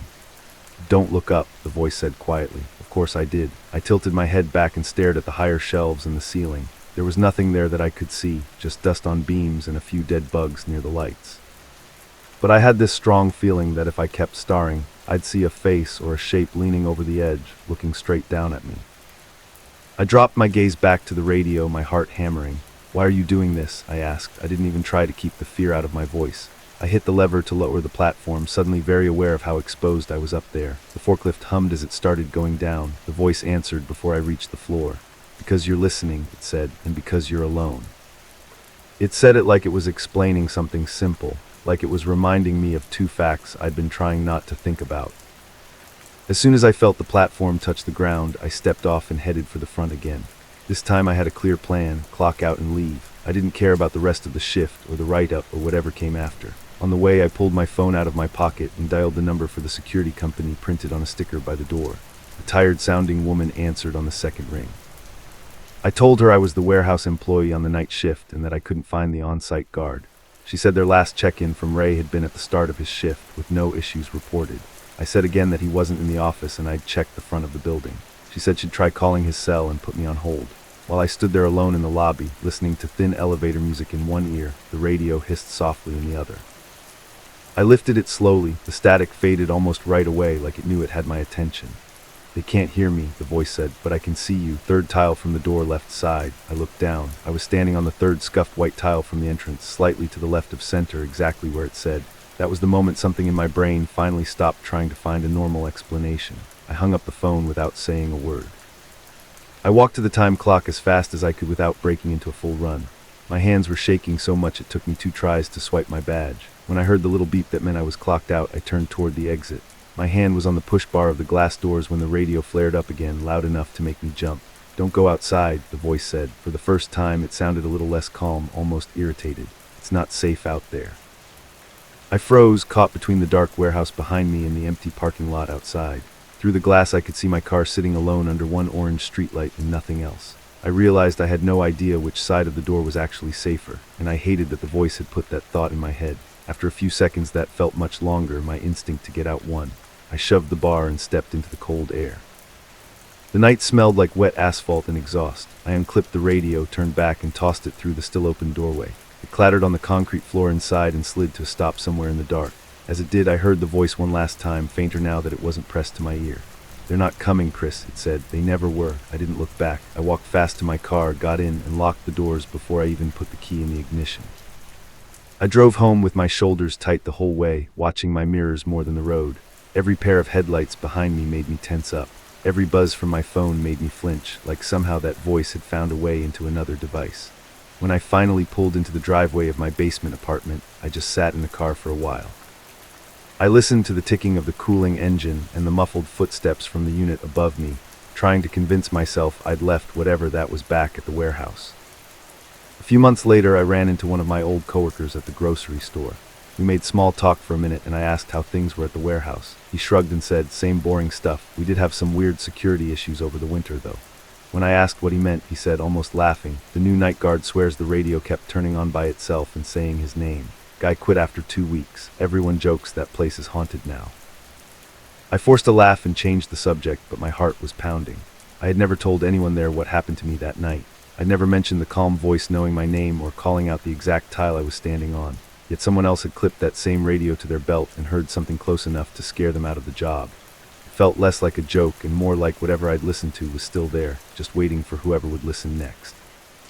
I think about it a lot when my apartment is quiet late at night, when the TV is off and the only sound is the hum of the fridge or the heat kicking on. If I turn on a speaker or a new device and hear that tiny crackle as it powers up, there's always a split second where I hold my breath. I wait to see if a calm, familiar voice is about to slip through the noise and say my name again, just to let me know it never really stopped watching.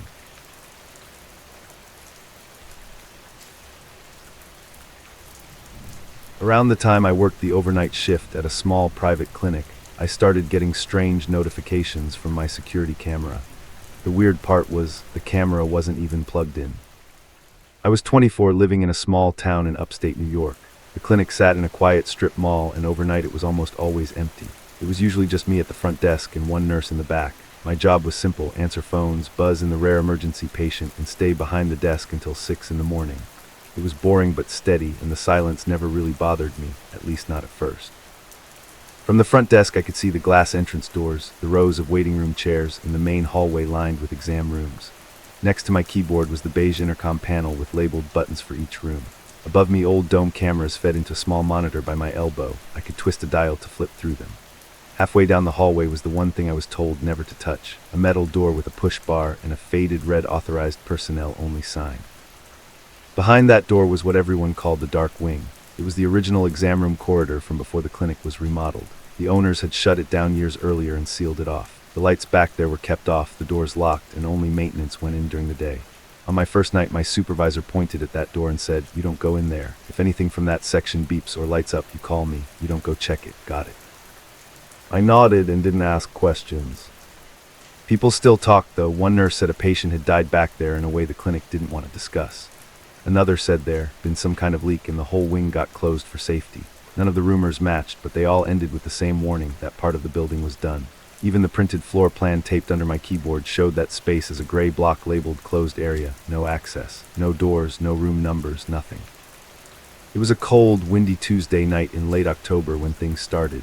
Carla, the nurse on duty, was in the back doing med counts. We were expecting a possible walk-in around midnight, but at the moment the building was completely quiet. I was half awake, scrolling through my phone, when a banner slid across the top of the screen: "Motion detected, camera 7. I frowned. Camera 7 was one of the dead feeds. On the monitor it always showed a black screen with a little no signal box, and there was a sticky note on the frame that said "Cam 68 disconnected, do not use." Still, I reached for the dial and twisted it over to 7. The screen flickered, stayed black for a second, then snapped into a grainy gray view of a hallway I'd never seen before. The hallway was narrow, with old tiles and a row of closed doors on one side. At the far end of the frame was a door with a metal number plate. Even through the fuzzy picture I could read it: 207. The overhead lights were off, but a thin strip of light glowed under that door, like something was on inside. Nothing moved. I checked the floor plan under my keyboard. On paper, there was no 207 anywhere in the building, and the whole section where that hallway would have been was just blank gray. I told myself it had to be leftover footage or a mislabeled feed from another suite in the strip mall. I switched the dial back to the lobby camera and tried to ignore the tight feeling in my chest. About 10 minutes later, the intercom panel beeped. The sound was painfully loud in the quiet lobby. A tiny red LED lit up over one of the buttons. The label under it said, "RM 207. For a few seconds I just stared at it. I'd never noticed that button light up before. My supervisor's warning echoed in my head about anything from that section. Room calls worked like a little speakerphone, though, and if someone had somehow ended up in a storage room or something, I needed to know. Finally, I leaned forward, pressed the blinking 207 button, and spoke into the grill. "This is the front desk," I said. "Can I help you?" At first there was only a soft hiss of static. Then a man's voice came through, faint and thin, like he was a long way from the microphone, or very weak. "Hello," he said. "Is someone there?" The sound of him made my stomach twist. It didn't have the tone of someone joking or messing with me. "Yes," I said. "This is the receptionist. Are you a patient?" There was a pause, then he answered. "I've been waiting," he whispered. "I think I'm locked in. It's so cold. Can you open the door?" He sounded like talking hurt. I glanced up at the monitor. I had already switched the dial back to camera 7 without thinking. The same strange hallway filled the screen. The door at the end with the 207 plaque was in the exact same spot, with the same line of light under it. "Where are you exactly?" I asked him, even though I already knew what he would say. "Room 207, he said. "They said they'd be right back. I can't get up. Please, just open the door." I checked the floor plan again and saw the same gray block. No doors, no names, number 207. The man's breathing rasped softly in the background of the line. My hand shook as I picked up the phone and called my supervisor. I told him the panel was lighting up for a room that didn't exist and someone was talking to me through it, and that camera 7 had suddenly come to life. He sighed in my ear. "The wiring in that building is garbage," he said. "Sometimes those panels pick up signals from other suites. The cameras are junk too. Ignore it. If someone actually shows up in front of you, call me. Don't go back there, Emily. That's the important part." I wanted to press him, but he clearly wasn't interested. I hung up and set the phone down. Almost immediately, the intercom beeped again. The 207 light started flashing steadily, the tone beeping over and over like an alarm someone had forgot to shut off. I pressed the button again because I couldn't stand the sound. "Sir, I can't open that door," I said. "That area is closed off. No one is supposed to be back there." The answer came without any delay, like he'd had his mouth against the speaker. "Please," he said, "it's so dark in here, I can't get up. Please, Emily, you're right there." Every hair on my arm stood up. I hadn't told him my name. My eyes snapped to the camera monitor. Camera 7 still showed that hallway. For a heartbeat, I saw something new at the far end, near the 207 door, a shape low to the floor, like someone sitting with their back against the wall. The image was so grainy that if I blinked, it blurred into shadow, but I knew I'd seen it. My throat felt tight. "How do you know my name?" I asked. On the other end, I heard a soft, wheezing sound that might have been a laugh. "You're at the desk," he said quietly. "You keep looking up." He paused, then added almost gently, "Please don't leave me here." Suddenly, the front desk didn't feel safe at all. The big window looking into the dark parking lot felt like a giant eye staring in. The long hallway behind me felt like something could be standing just around the corner. I reached behind the monitor and yanked the power cord out of the outlet. The plug came free in my hand. The screen stayed on. The timestamp in the corner kept ticking forward. That was enough. I got up and walked quickly down the hallway to the nurse's station. Carla took one look at my face and asked what happened. I told her about the 207 calls, the man's voice, and the camera working with the plug out. She frowned but followed me back to the front. By the time we got there, everything looked normal. The intercom panel was dark. Camera 7 showed a black screen with no signal. The unplugged cord dangled from the back of the monitor. Carla switched through every feed herself. Empty lobby, empty hallway, darkened rooms. The dead cameras showed nothing. She said the system glitched all the time, that the building was old, and that the closed wing got in everyone's head. She offered to make tea and told me to try to relax. As she walked off toward the break room, I thought I saw all the tiny LEDs on the intercom flash red in a quick, silent ripple, then go dark again, but it was so fast I wasn't sure. The rest of the night crawled. Our midnight patient never arrived. I kept every light I could reach turned on, even though I wasn't supposed to. Every time the air kicked on, it made me jump. Around 3 in the morning, my phone buzzed again. This time it was a text from an unknown number with one image and 2 words, "Still waiting." I shouldn't have opened it, but I did. It was a grainy security still from the same hallway I'd seen on camera 7. The door at the end with the 207 plaque was closed. Dark smudges marked the middle of it, like hands had been pressing there over and over. On the floor in front of the door, barely visible, were a pair of bare feet and part of 2 pale legs, everything above the knees fading into shadow. I deleted the picture and the message, my hands shaking. Right then I decided I was done with overnight shifts. I just had to make it until morning. At 3:18 a.m. the intercom beeped again. This time every room light along the bottom row lit up in a wave from left to right, then went dark, leaving only 207 blinking. The tone kept beeping, steady and loud. I stared at it until the sound felt like it was drilling into my head, then pressed the button one last time. "I called," the man rasped. His voice was clearer now, like he was much closer. "You didn't come." "I can't open that door," I said. "No one can. That wing is sealed. You're not supposed to be there." My voice shook. There was a slow scraping sound on the line, like fingernails dragging over metal. When he spoke again, there was something strange under the weakness, almost like amusement. "Someone shut it," he whispered. "I heard the lock. I heard your shoes in the hall. I heard you say you were going home."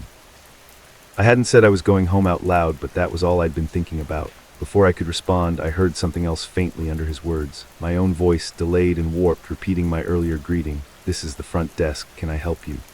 At the same time, the unplugged monitor flickered on again, jumping straight to camera 7.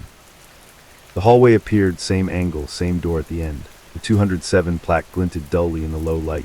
Near the bottom of the frame, something pale and unfocused moved slightly, like a hand stretching along the floor toward the camera. The timestamp matched the clock on the wall beside me exactly. I slapped the master mute switch on the intercom, cutting off the sound mid-breath, turned my chair away from the monitor, and didn't answer another call the rest of the shift. When the morning staff came in, I told the office manager I was sick and needed to go home. Before I left, I asked her one question. I waited until we were alone in her office, then asked if there had ever been a room 207 in the building. She looked at me for a long second, then opened a drawer and pulled out an old rolled-up blueprint. The faded lines showed our current layout in dark ink and the old one faintly underneath. The closed wing was there as a shaded block. Inside it were tiny printed room numbers, 203, 204, 205, 206, and 207. She tapped that section once with her pen and said, "Those rooms don't exist anymore. They're sealed. The power's cut. That's all you need to worry about. If nights are too much for you, we can look at your schedule." I told her not to bother. I quit the next day. I moved to a different apartment across town and took a new job that didn't involve being alone in a building at 3 in the morning. I deleted the security app from my phone and tried not to think about the man in 207. For a while, it almost worked. Then, a couple of months later, I woke up in the middle of the night to my phone buzzing on the nightstand. It was 307. The screen showed a notification from an app I was sure I'd uninstalled. Motion detected camera 7. My chest tightened. I unlocked the phone. The app opened on its own, straight into a live feed. At first I thought it was the same hallway from the clinic. The walls were gray, the lighting dim, and the angle slightly tilted. Then I noticed the details. There were no numbered doors. On the right side of the frame I saw a small piece of wall, a light switch, and part of a picture frame I recognized. The camera seemed to be low to the ground, angled upward. I was looking at the hallway outside my bedroom in my new apartment. The view pointed straight at my closed bedroom door. On screen, the doorknob was still. The feed glitched, flashed to static for a heartbeat, and for a single frame I saw that other hallway again, the one with the 207 door at the end, a strip of light under it, and something pale on the floor. Then it snapped back to my hallway. A small box popped up over the video, two-way audio enabled.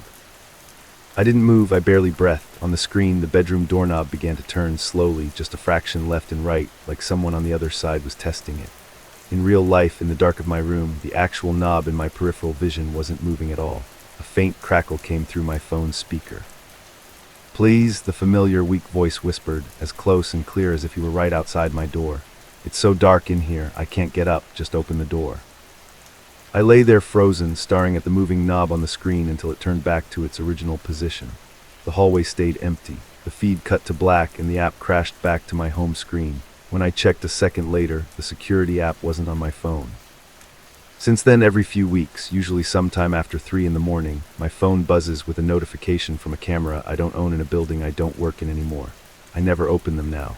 I just lie there, listening to the quiet in my hallway, and tell myself it really is empty. But on the nights when the dark outside my bedroom door feels too heavy, I swear I can hear a faint, crackling voice somewhere beyond the wall, still asking me to please come unlock room 207.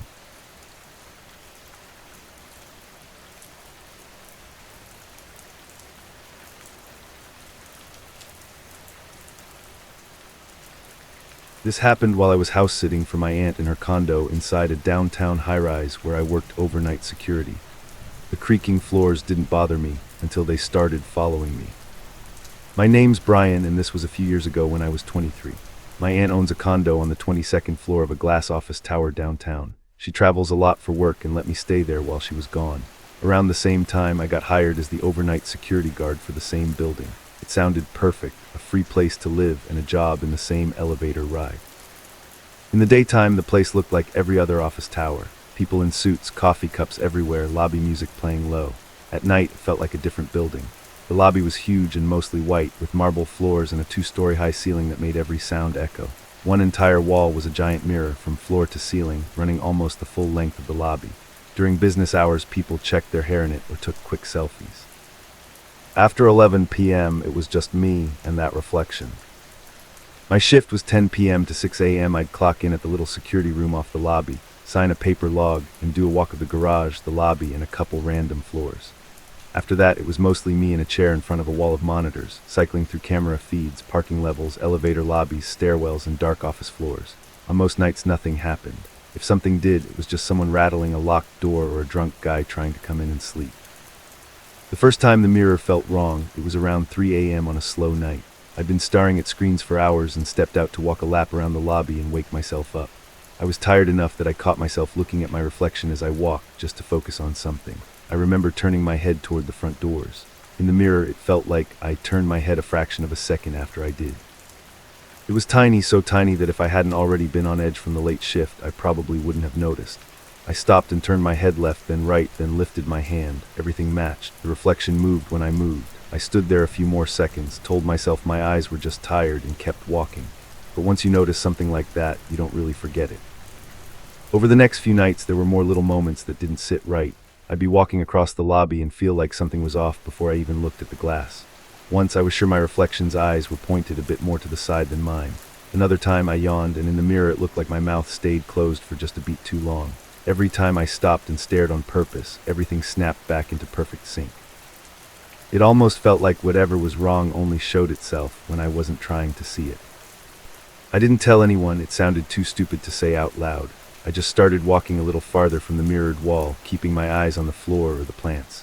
It made me feel better to pretend it was just a normal lobby with a normal wall. It wasn't like I thought the mirror was haunted or something.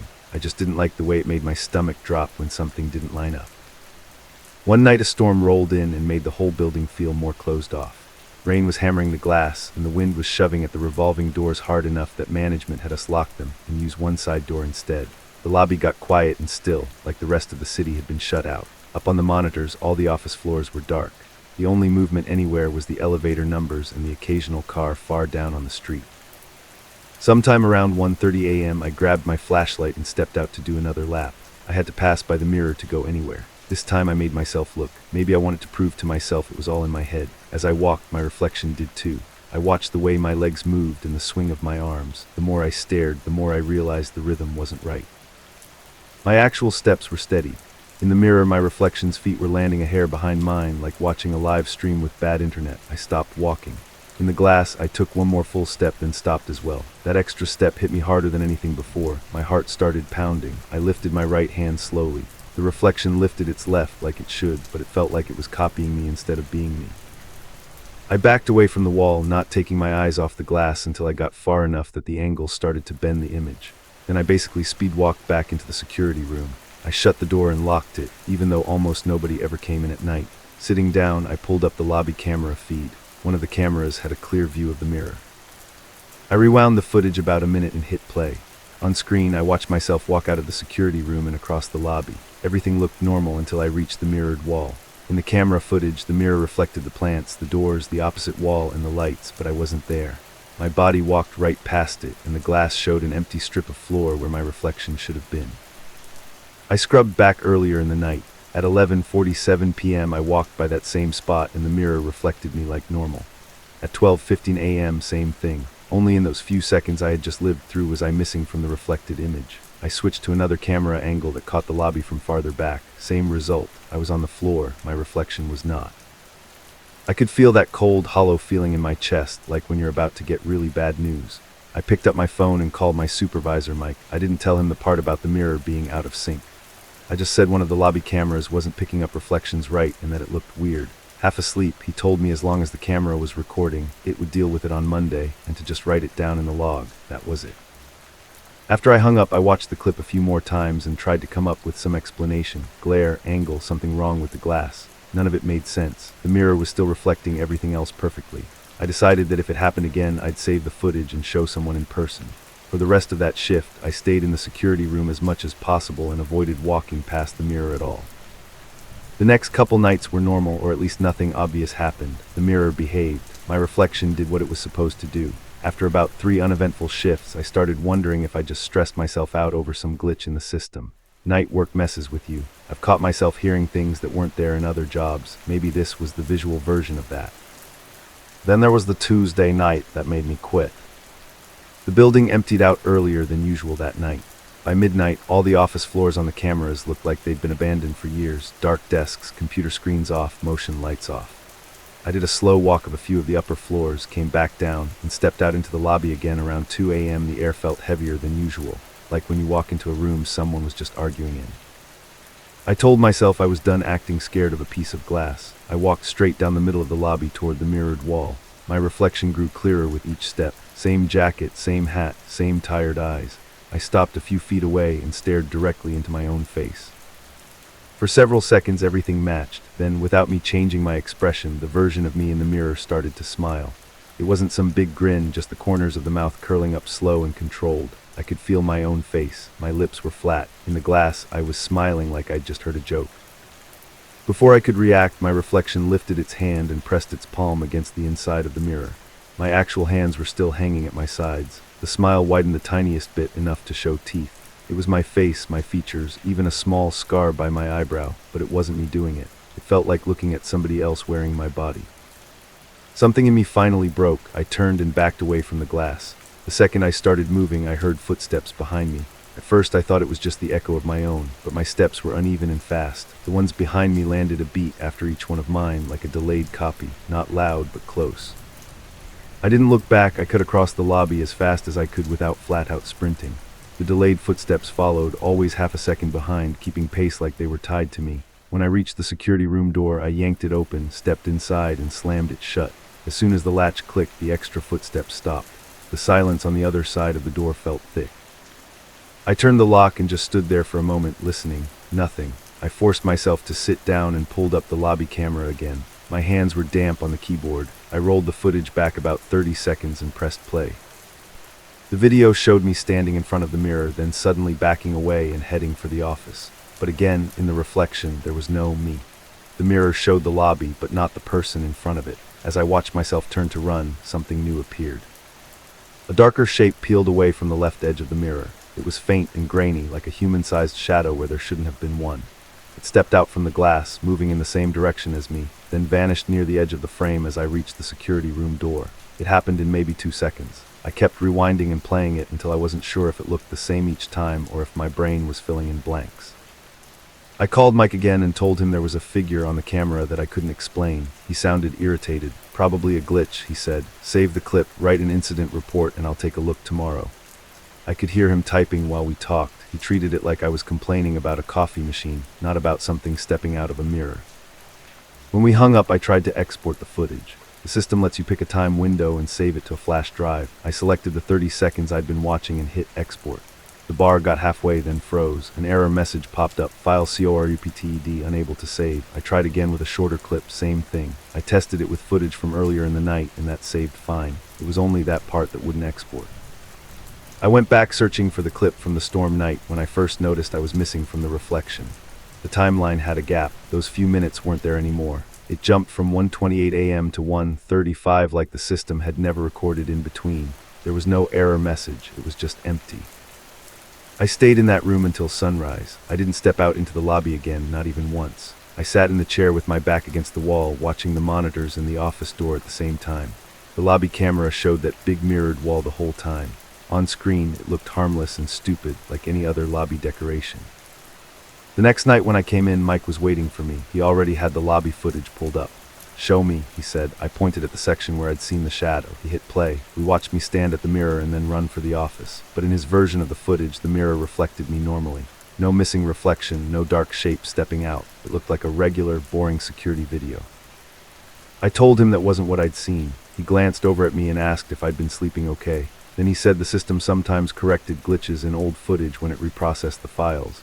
"Night shift messes with people," he said. "If it happens again, call me. Otherwise, just do your rounds." He made it sound like I'd had a bad dream on company time. I worked one more week after that, mostly because I didn't know how to explain quitting over a mirror. Nothing else obvious happened. The mirror stayed a mirror. My reflection did what it was supposed to do.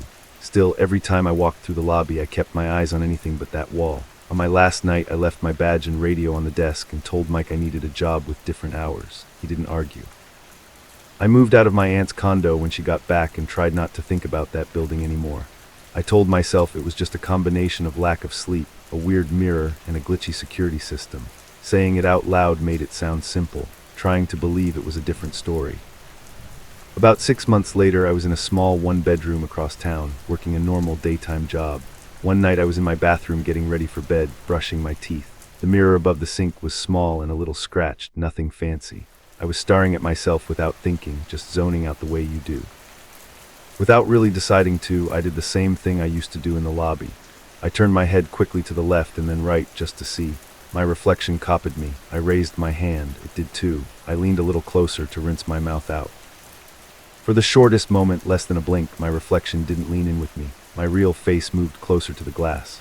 The one in the mirror stayed exactly where it was, eyes locked on mine like it was waiting. Then just as fast, it snapped into place, matching me perfectly again. If I hadn't already lived through that high-rise, I would have written it off as nothing. I stepped back, grabbed an old towel, and hung it over the bathroom mirror. It's still there. When I need to check how I look, I use my phone screen or the reflection in the oven door. People who come over sometimes ask why my mirror's covered. I just say I don't like mirrors. You can call it stress or lack of sleep or bad cameras if you want. I try to tell myself the same things. But every time I walk past a dark window or a shiny car and see myself out of the corner of my eye, I get the same feeling I had in that lobby. Not that something is wrong with the reflection, but that whatever stood on the other side of that mirror realized it doesn't need that building anymore to follow me.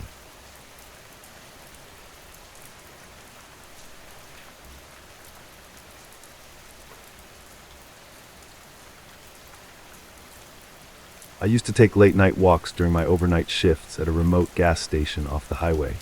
One night, I realized someone else had been walking the exact same route as me for weeks. My name is Nadia, and a couple years ago I worked the graveyard shift at a tiny gas station off a state highway in the middle of nowhere. It wasn't a big chain like Shell or BP, just one of those independent stations with a faded sign you can only really see when you're right up on it. The closest town was about 15 miles away, so most of our customers were truckers, drunk college kids cutting through, or people who desperately needed gas and didn't want to risk the next exit. The graveyard shift was technically midnight to 8 a.m., but I always came in around 11:30 to count the drawer and get settled. The station itself was basically one big glass-fronted box with a back room and a tiny office. There were 4 pumps under a low canopy, pumps 1 and 2 on the left and pumps 3 and 4 on the right. Inside, directly across from the register, were 4 old CRT monitors built into the wall, each one labeled with a piece of masking tape: Pump 1, Pump 2, Pump 3, and Pump 4. The cameras were ancient and grainy black and white, and sometimes they would strip the motion into weird smears if someone moved too fast. But they worked well enough that my boss didn't see any reason to upgrade. Because I was alone all night, the cameras were kind of my comfort. When there were no customers, I'd stand behind the counter, sip my gas station coffee, and watch the little black and white screens like they were my only company. My manager, Rick, showed me how to check transactions for each pump on the computer behind the register, so I could see when people paid at the pump and how much they were pumping. He always said, if anything seems off, check the cameras first, then the pump, like that was some kind of foolproof system. Closing time wasn't really a thing at that station, since we were open 24 hours, but there was a kind of dead time every night. Usually between 2:30 and 4:00 a.m., the highway would go completely quiet. No headlights on the road, no customers coming in, just the hum of the refrigerators and the buzzing fluorescent lights over my head. That's when I'd take my walks, just a slow loop around the outside of the building, sometimes out to the edge of the lot and back, to stretch my legs and shake off the feeling that the walls were closing in. My walks became almost ritual. I'd lock the front door, put the back in 5 minutes sign up, grab the station keys, and step outside into the cold air. I'd walk between the pumps, pause and listen to the distant sound of highway traffic, then circle once around the back where the dumpsters were and come back in. It always took about 5 minutes. It sounds stupid, but I used to tell myself those little walks were the only thing keeping me sane. Pump 4 was the furthest from the building, on the right side closest to the highway. During the day it was the most popular pump because it was easy to pull up to and then just pull straight out to the road. At night, though, it creeped me out. The camera feed for Pump 4 always seemed a little darker than the others, like the bulb over that pump was weaker even though we'd replaced it twice. The image on that screen had more static, too, thin horizontal lines that would flicker across for a second and then disappear. The first weird thing involving Pump 4 felt small at the time. It was a Tuesday night in late October, and I remember because it was one of my first cold shifts of the year.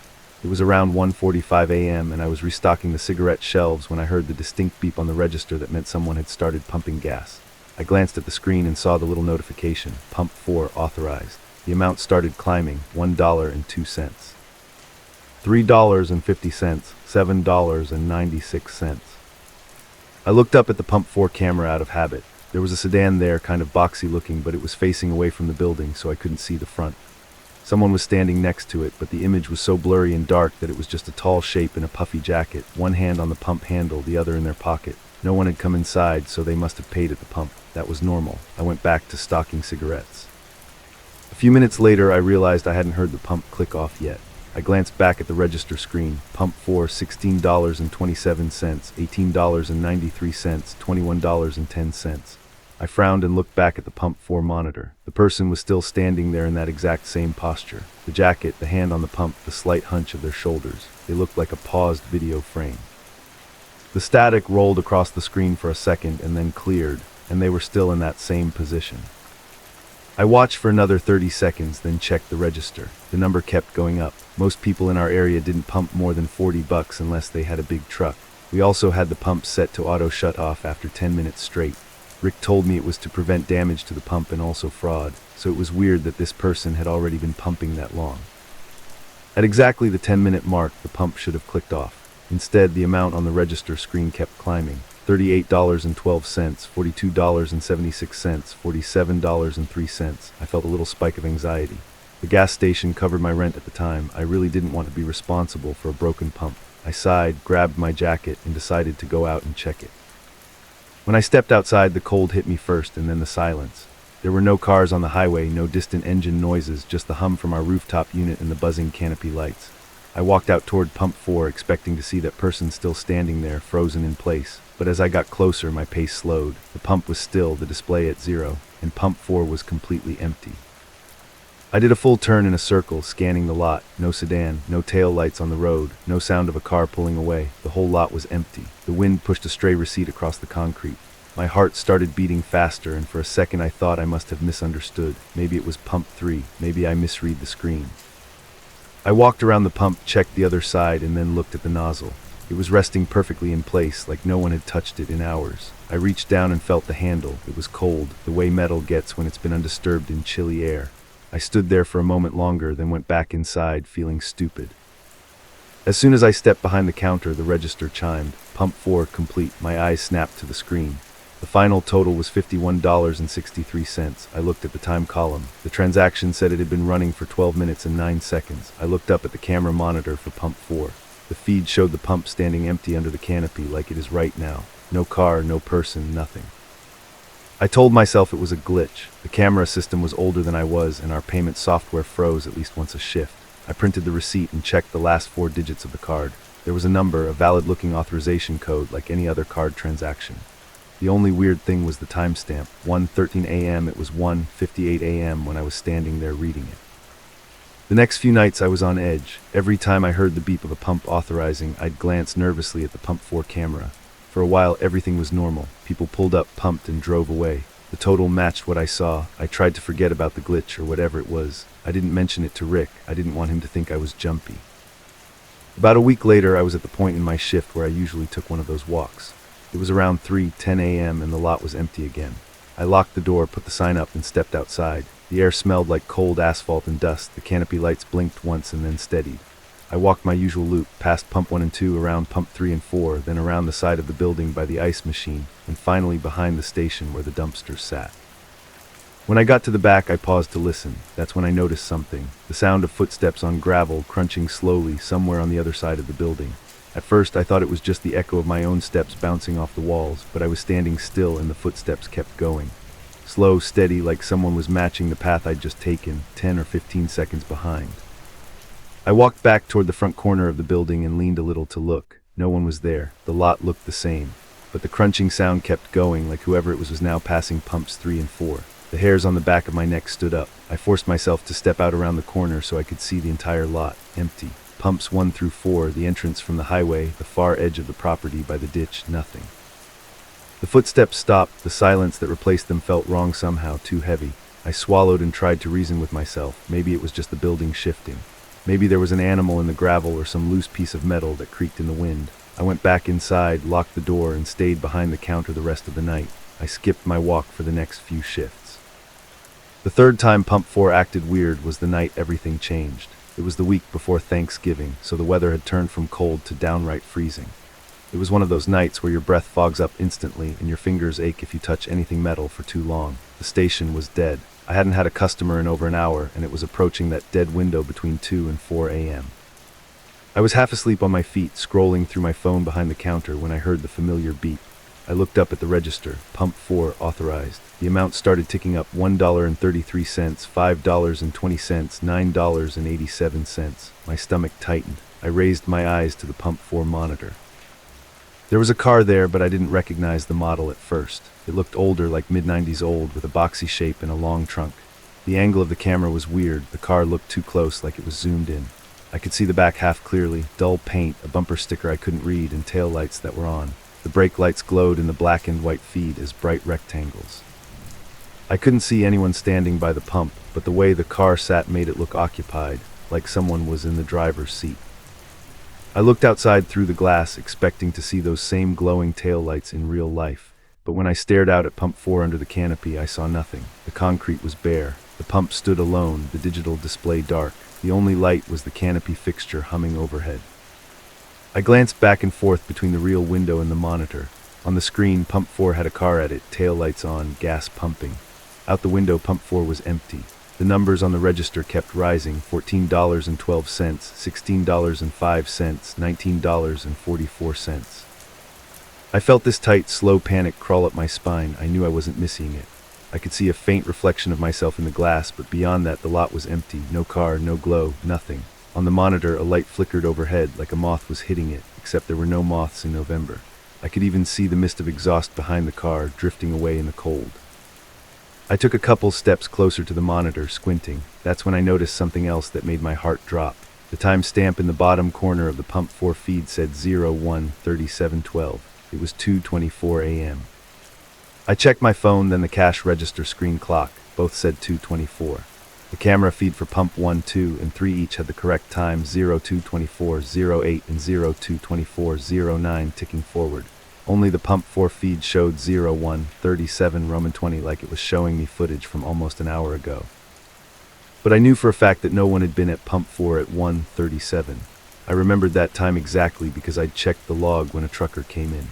Pump 4 hadn't had a single transaction since 11 p.m. and now it was showing me a car pumping gas in the past while charging someone in the present. I grabbed the phone behind the counter and called Rick. He picked up on the third ring, sounding groggy. "Everything okay, Nadia?" he asked.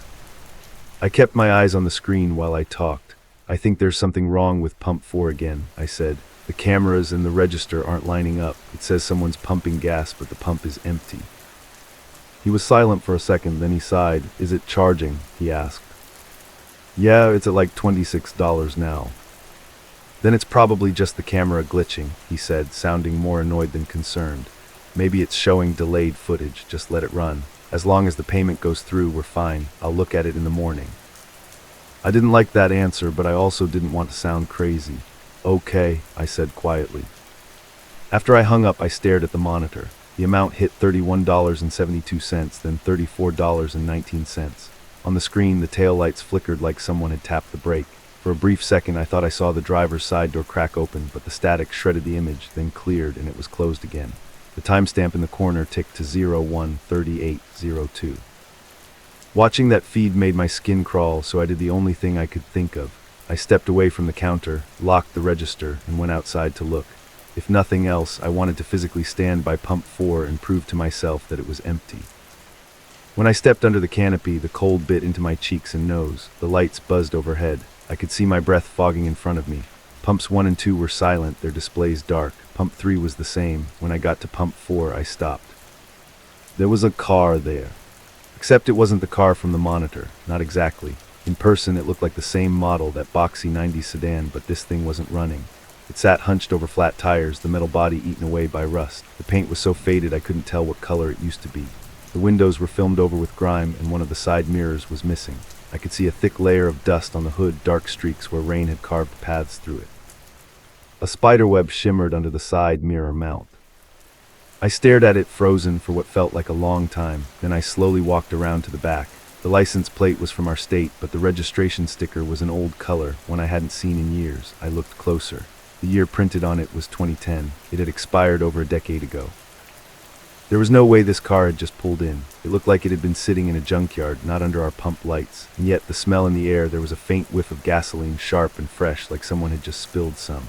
I looked down at the nozzle in the pump. It was lodged in the gas tank of the rusted car, like someone had started pumping and then walked away. The handle was in the on position. My hands were shaking as I reached out and touched the metal. It was ice cold. No warmth from fuel moving through, no vibration, just dead, frozen metal. I wrapped my fingers around the handle and gently squeezed. Nothing. The pump didn't click, didn't whir. The digital display on the pump itself showed 0. I felt my brain split for a second between what I was seeing and what I knew. Inside, the register was adding up a transaction on Pump 4. On the monitor, a car sat there with its engine on, tail lights glowing and gas pumping steadily. Out here, I was standing next to a half-rotted car that clearly hadn't moved in years. I backed away slowly, my breath coming faster. For a second, I had this horrible, irrational idea that someone was sitting inside that car, watching me through that grime. I forced myself not to look at the windows. I just turned and walked as calmly as I could back to the door, unlocked it, and went behind the counter. The moment I stepped inside, the register chimed. Pump 4 complete. I jumped. The final total was $42.09. My eyes flicked up to the Pump 4 monitor. The car on the screen was still there, tail lights glowing, exhaust drifting. Then in a single frame, the lights blinked out. The car sagged, like all the air had gone out of the tires at once. Static rolled over the image. When it cleared, the car on the screen looked exactly like the one outside, dead, dirty, and abandoned. The timestamp in the corner jumped too. One frame it was 01:42:56. Next it was 02:27:03, matching the real time. I watched, heart pounding, as the image of the rusted car on the screen just sat there, motionless. No wind, no exhaust, just a still, grainy picture. I don't know how long I stood there, staring. Eventually, a pickup pulled into Pump 2, and the driver came inside, breaking the spell. I rang him up mechanically, my mind miles away. I didn't say anything about Pump 4. I avoided looking at that monitor as much as I could. When my shift ended at 8 a.m., I waited for Rick to arrive and then told him I needed to talk. I tried to explain what I'd seen, the mismatched timestamps, the invisible car, and the abandoned one outside. He listened, rubbing his eyes, then walked out with me to look at Pump 4. The car was gone. The space under the canopy was empty, just stained concrete. There were no fresh tire tracks, no drag marks, nothing. The pump nozzle was back in its cradle. The only proof that something had been there was a faint rectangular outline on the concrete where dust had been disturbed in the shape of a car. Rick gave me a look I couldn't read. "We probably had a tow company come by before I got here," he said. "Somebody must have dumped it in the lot overnight. It happens." He clearly didn't believe his own explanation, but he also didn't want to deal with anything more complicated than that. I asked him if he could pull the footage from the cameras or print the transaction log from the night. He shook his head. "Those cameras don't record, and the system already rolled to the next batch," he said. "If there was a glitch, it's gone now. Don't stress about it. Are you okay to keep working nights?" I should have said no. I should have quit right then, but rent was due in a week and I didn't have anything else lined up. So I nodded, even though my chest felt tight, and went home to try and sleep while the sun was rising. After that night, my walk stopped completely. I stayed behind the counter as much as possible, only going outside when a customer needed help with the pump. Still, twice more over the next month, I heard those phantom footsteps when I did have to go out, that slow, crunching sound in the gravel, always a little behind me, always stopping when I turned to look. The last straw came a few days before Christmas. I was halfway through my shift, trying to distract myself by scrolling through my phone when the register beeped. I flinched. Pump 4 authorized. My stomach dropped. I didn't look at the monitor right away. I stared at the transaction screen. Card authorized. Amount 1 cent, 2 cents, 3 cents. Finally, I forced myself to look up at the Pump 4 monitor. For a second, I didn't understand what I was seeing. The camera showed the front of the building, the glass wall, and inside, behind the counter, someone standing exactly where I was standing. They were wearing my jacket, my beanie, and my same tired slouch. It was me. I watched myself on the screen, frozen behind the counter, my hands on the edge just like they were in that moment. The timestamp in the corner said 03:11:09. It was 3:52 a.m. My throat went dry. On the screen, I suddenly looked up as if I'd heard something outside, then reached under the counter for the set of keys. I watched myself lock the register, put the back in 5 minutes sign on the door, and step out into the lot. The real me hadn't moved. I was standing there, staring, my heartbeat drumming in my ears. I watched my double do the familiar loop, past Pump 1 and 2, around Pump 3 and 4, then out of frame toward the back. The camera angle didn't show the rear of the building, so the feed froze on the empty pumps. The gas transaction kept climbing, 1 cent at a time, like the pump was running in slow motion.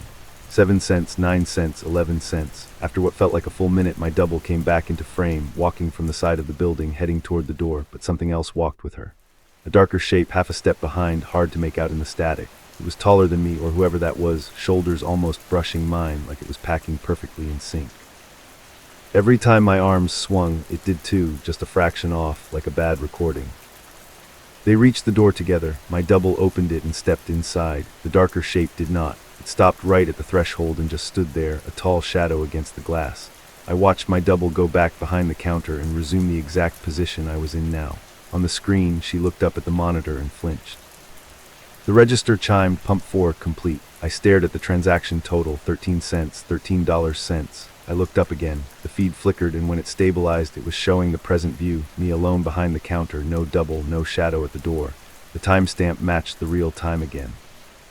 I don't think I've ever felt fear like I did in that moment. It wasn't just about ghosts or glitches in a camera feed. It was the crushing realization that something out there had been walking my route with me, step for step, for who knows how long. That the cameras weren't just malfunctioning. They were showing me something slightly out of sync with my own time, like the station itself had seams where moments slipped and overlapped. I called Rick as soon as I could breathe again and told him I was done. I didn't tell him every detail because I knew how it sounded. I just said I didn't feel safe and that I'd leave my key in the office. He grumbled, but he didn't try too hard to stop me. I finished that shift because I was too scared to step outside and walk to my car before sunrise. I never worked another overnight shift after that. I moved to a different town the following spring and tried to file it away in the weird things you can't explain drawer in my brain. For a while, it almost worked. Then a few months ago, I got a text from a number I didn't recognize. It was a picture, a screenshot of a gas station transaction screen. Pump 4 active, amount $42.09, the exact same total from the night with the abandoned car. Above it, the timestamp 02/27/03. Below it, the current time on the phone, 6:14 p.m. The text that came with it was from a new employee Rick must have hired. It said, "Hey Nadia, I got your number from Rick. Did you ever have issues with Pump 4? It's acting like it's still stuck on one of your old transactions." I stared at that screenshot for a long time, my heart pounding like it did that night. I never replied. I blocked the number and deleted the message, but I still see that image sometimes when I close my eyes. Pump 4, frozen at $42.09, like a clock that stopped at the exact second everything slipped. I tell myself I'm safe now, that I'm far away from that highway and that station and that pump. But sometimes when I'm walking alone at night and I hear footsteps behind me, perfectly in sync with mine, I don't turn around. I just keep walking, praying that whatever been following me is still trapped back there at Pump 4, waiting for closing time that never really comes.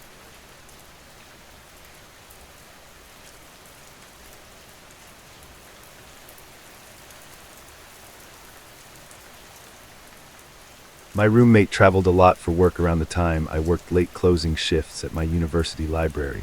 So when I heard him talking in his room at 3 a.m., I knew something was wrong. He wasn't home. My name is Olivia, and when this happened I was 21, a junior at a state university on the East Coast. I worked part-time as a student assistant at our main campus library. During the day it was bright and crowded, a place people cut through to get coffee or cram for exams. After midnight, it felt like a hollow building full of buzzing lights and locked doors. My usual shift was from 8 at night to around 12:30 in the morning. On paper that meant helping students check out laptops, answering basic questions, and then helping the night supervisor close up.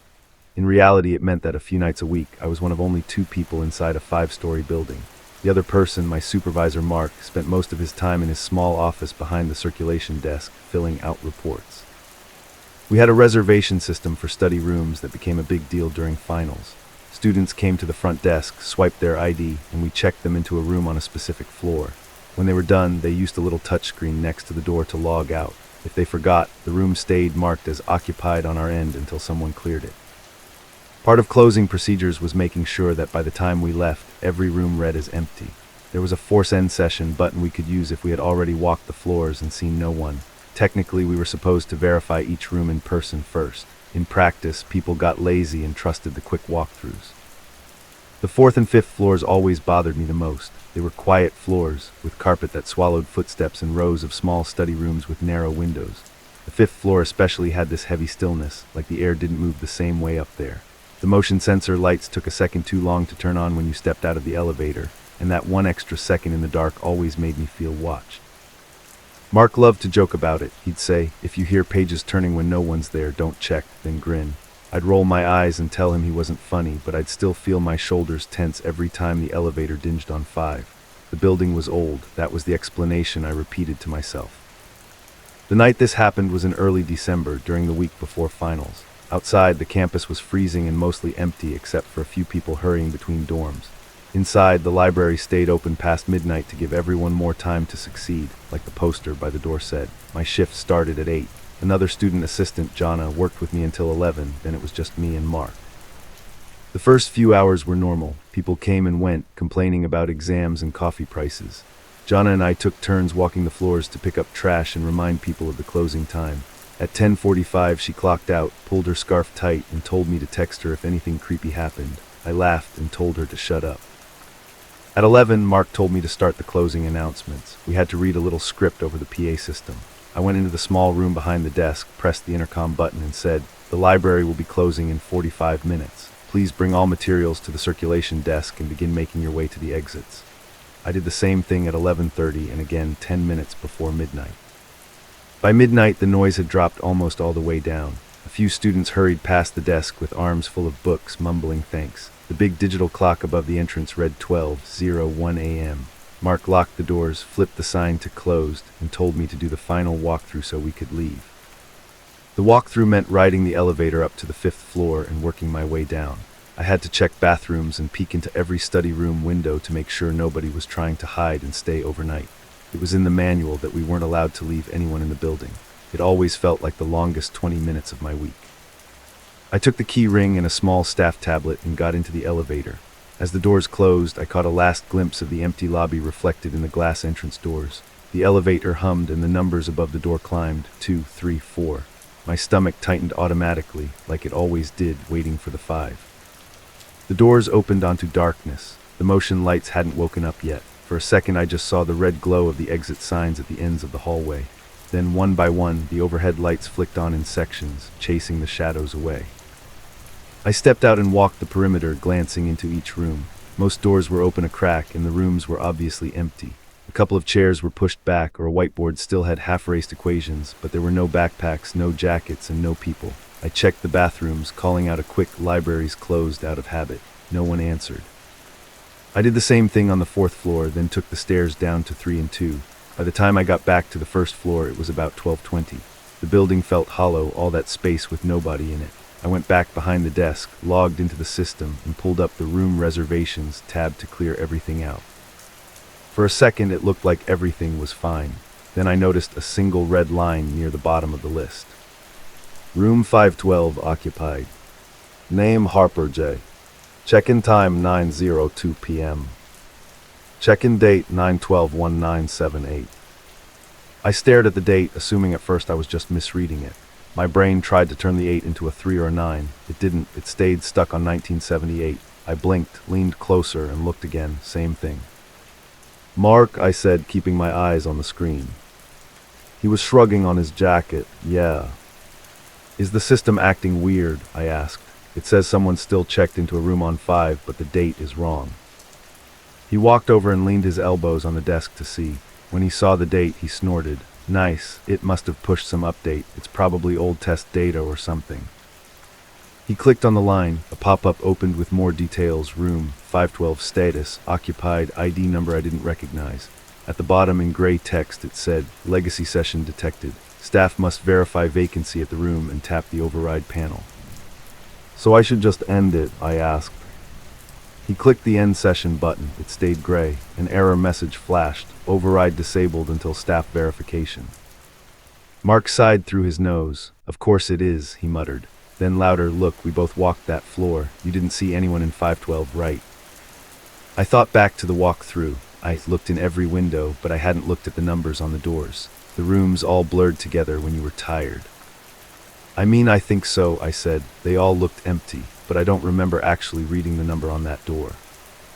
He checked his watch. It's 12:24. You don't get paid extra to chase a glitch around. Just go up, make sure it's empty, tap the panel, and we're done. I'd go, but I still have to finish these reports. Normally I would have asked him to come with me, but the idea of waiting behind the desk alone while he was upstairs somehow felt worse. I swallowed, grabbed the key ring and the small staff tablet, and headed back to the elevator. As the doors closed, I glanced back at the empty lobby. The digital clock above the desk read 12:24 a.m. The elevator door hissed shut, and the small security monitor above the panel showed the 5th floor camera cycle through grainy shots of an empty hallway. No movement, no dark figures, nothing but carpet and doors. The ride up felt slower this time. Between 4 and 5, I felt a small, quick jerk, like we'd hit a bump even though elevators don't hit bumps. The light overhead flickered once. The panel still showed 5. A second later, the doors opened, and that familiar dim hallway stretched out in front of me. The lights again came on one section at a time as I stepped out. It was so quiet that I could hear the soft whir of the camera in the ceiling turning. I walked down the hall, counting doors. 504, 506, 508. Each small window showed an empty table and chairs. I passed the big window overlooking the quad and saw my own reflection for a second, pale and stretched against the glass with the dark campus behind me. Finally, I got to 512. The door was closed all the way. Most students left their doors slightly open when they were done so we could see at a glance. This one was shut tight. There was a small vertical window, the kind with wired glass. I stepped closer and peered in. At first, I only saw the reflection of my own face and the glare from the hallway lights. I cupped my hands around my eyes to block it. Inside, the room was dark, but I could make out the shape of the table and 4 chairs. On the table, there looked like a stack of books or papers. And then, as my eyes adjusted, I realized there was a darker shape in the chair closest to the wall. It looked like a person hunched over, their head tilted down like they were looking at something on the table. My heart jumped into my throat. I jerked back from the glass so hard my shoulder hit the opposite wall. For a second I just stood there, trying to breathe quietly. Then I leaned back in, not as close this time. The chair was empty. I stared at it for a long time, waiting for my eyes to play tricks on me again, but nothing shifted. It was just an empty room with a table and chairs and a pile of books. I told myself I'd imagined the shape because I was expecting one. I unlocked the staff tablet and pulled up the room list. It showed room 512 as occupied. Harper J. At the bottom it said, "To confirm vacancy, tap override panel beside door." I looked to the right of the door frame. There was a small black panel with a screen I'd never really paid attention to before. It was dark. I touched it and it lit up with a faint blue glow. A message appeared, "Staff ID required." I swiped my ID card. The screen changed to Legacy Session Active. Opened the door to verify the occupant. My stomach dropped. It wanted me to open the door. I told myself I was being dramatic. This was just some ancient glitch that it forgot about. Maybe the room had once been used as a lab or something in the 70s, and the system was confused. I wrapped my fingers around the cold metal handle and turned it. The door swung in without a sound. The air that came out of the room was warmer than the hallway, and it smelled different. Not bad, just different. Less like industrial cleaner and stale coffee, more like dust and paper and something faintly sweet, like old cologne and cigarette smoke. I stepped inside and reached for the light switch. The overhead light flicked on, but it wasn't the harsh white LED I was used to. It was softer and slightly yellow, like an older bulb. For a second I thought maybe that room just hadn't been updated, but then I noticed the clock on the wall. It wasn't digital, it was one of those round, cream-colored analog clocks with black numbers and a ticking second hand. The time on it was 9:14. Another thing caught my eye. The bulletin board next to the clock had flyers tacked up with the university's logo, but the logo was different. It was the old version that I'd only seen on vintage sweatshirts in the bookstore. I realized I was standing there holding my breath. The room itself looked normal at a glance, a table, 4 chairs, and a board on the wall. But the board wasn't white, it was a green chalkboard, with faint ghost lines of writing that had been erased but not quite gone. There was a dusty tray with a couple pieces of chalk and an eraser. On the table sat a stack of thick textbooks, the kind with beige covers and no glossy pictures. On top of them was a spiral notebook, half open, with a pen resting across it. The pages were covered in neat handwriting. I took one more step in, and the door closed behind me with a soft click. That was the moment I realized how wrong everything was. The noise of the building, the vents, the distant elevator ding, the humming lights had vanished. Inside the room, it was quiet in a way I had never heard before. The only sound was the faint ticking of the analog clock above me. "Hello," I said, even though I had already decided the room was empty. My voice sounded flat in the small space. No answer. I walked around the table, glancing at the notebook. On the top right corner of the page, in small print, someone had written a date, 9/12/78. Below that, in larger letters, was a name, J. Harper. I actually laughed a little, a short, nervous breath. "Okay," I whispered, "this is a joke." I looked around for a camera, some sign that this was an elaborate prank set up by bored IT guys or film students. There was nothing. My phone buzzed in my back pocket and I jumped. I pulled it out, grateful for something normal, and checked the screen. For a split second, the time on the lock screen read 9:14 p.m. The date underneath said 2/12. Then it glitched and snapped back to 12:27 a.m., the correct date at the time. I stared at it until the screen dimmed. My hands were shaking a little. I told myself it was just a stupid software bug. Then very faintly I heard something in the hallway, footsteps. They weren't coming from the elevator side. They were coming from the far end of the hall, slow but steady, like someone walking in heavy shoes. The carpet should have muffled them, but they sounded clear. I froze, listening. The footsteps got closer, then stopped right outside the door to 512. "Mark," I called out. My voice came out too loud. There was a pause, then after a few seconds the footsteps started again, continuing past the room, fading as they moved down the hallway. Whoever it was didn't stop or answer. For some reason, the idea of opening the door and looking out there terrified me more than staying inside the weird room. I moved back to the table, staring at the name on the notebook, J. Harper. The pen was angled like someone had just set it down. I reached out and touched the notebook with one finger. The paper felt warm. Behind me, the door handle rattled. It was a small movement, like someone testing it from the outside. I spun around so fast my vision blurred. The handle rattled again, more insistent this time, but the door didn't open. I hadn't locked it. My mouth went dry. I forced myself to speak. "Who's there?" The rattling stopped. For several long seconds there was nothing. Then through the thin pane of wired glass I saw a shadow slide past, tall and narrow, distorting against the hallway light. It didn't look like Mark. It was too still, like it was stretching across the glass rather than moving in front of it. I backed up until my shoulder hit the chalkboard. The ticking of the clock pounded in my ears.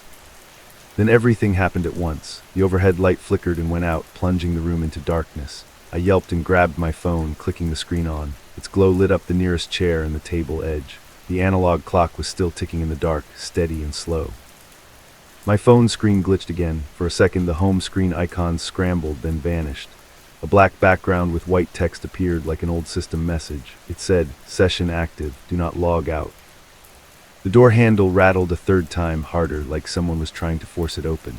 Without thinking, I lunged forward and grabbed the handle from the inside, holding it still. It felt ice cold under my palm. Whoever or whatever was on the other side stopped pulling, but I could feel a faint pressure against the door, like someone leaning on it, testing it. It stayed like that for maybe 10 seconds, both of us holding our side of the door. Then, as suddenly as it started, the pressure disappeared. The handle went slack, the ticking stopped. My phone screen blinked back to normal, showing my regular home page and the time, 12:29 a.m. The overhead light flicked back on, harsh and white this time, like it always looked. The clock on the wall was gone. In its place was the flat outline where a digital clock had once been mounted, now empty. I realized I was still holding the door handle in a white-knuckled grip. I yanked it open and stumbled into the hallway. The fifth floor looked exactly like it always did. The LED lights, the beige walls, the generic posters about academic integrity. There was no one in sight. I looked both ways down the hall, empty. Heart still pounding, I looked back into room 512. The table was bare. No books, no notebook, no pen, just 4 chairs and a whiteboard with smudges of dry erase marker. On the wall, a modern plastic clock read 12:30. My hands were still shaking as I pulled out the staff tablet. The screen had gone to sleep. I woke it up and looked at the room list. Room 512 now showed as vacant. The reservation for Harper J. was gone. In its place at the bottom of the log was a new line. Staff override confirmed 003012 O'Miller. I didn't remember telling it my last name. I forced myself to walk back to the elevator instead of running. When the doors closed, I finally let out a breath I felt like I'd been holding the whole time. Back on the first floor, Mark was zipping up his jacket, oblivious. He looked up when he saw my face. "You all right?" he asked. "You look like you saw a ghost." I opened my mouth, then closed it. What was I supposed to say? That the library system had made me step into someone else's time for a few minutes. That I'd held a door shut against something that didn't want me to log a stranger out. "Yeah," I said finally. "The room was empty. It's fixed now." He nodded, satisfied. "Told you it was a glitch. Come on, let's get out of here. I'm starving." We turned off the last lights, armed the alarm, and stepped out into the cold night air. The library sat behind us, dark and anonymous, like any other campus building. I tried not to look back at the 5th floor windows. The next day, though, I couldn't let it go. Between classes, I went down to the basement where they kept the old bound copies of the student newspaper. I told myself I was being paranoid, but I pulled down the volume for 1978 anyway. It smelled like dust and forgotten ink. I flipped through the pages for September. Campus events, football scores, ads for long-gone local bars, and then I saw it, a small article with the headline "Student Missing After Evening in Library." The black and white photo was grainy, but you could make out a young man in thick glasses, staring somewhere past the camera. His name was Jonathan Harper. He was last seen studying in the main campus library on the night of September 12, 1978. According to the article, he told a friend he would be pulling a late one in a study room on the 5th floor. He never made it back to his dorm. They never found him. That should have been the end of it. I could have told myself it was coincidence, that the system had glitched and my mind filled in the rest because I happened to read that article. But a few nights later, I was closing again. It was another late shift, quiet and uneventful. Mark had the night off, so it was just me and a younger supervisor who didn't really care what I did as long as I locked up on time. I tried to push the whole thing out of my mind, going through the motions like any other night. Around midnight, after walking the floors, I came back to the circulation desk to run the room report. All the rooms showed as empty. No red lines, no weird dates. I almost laughed at myself. Then, as I watched, a new entry flickered into the list for half a second.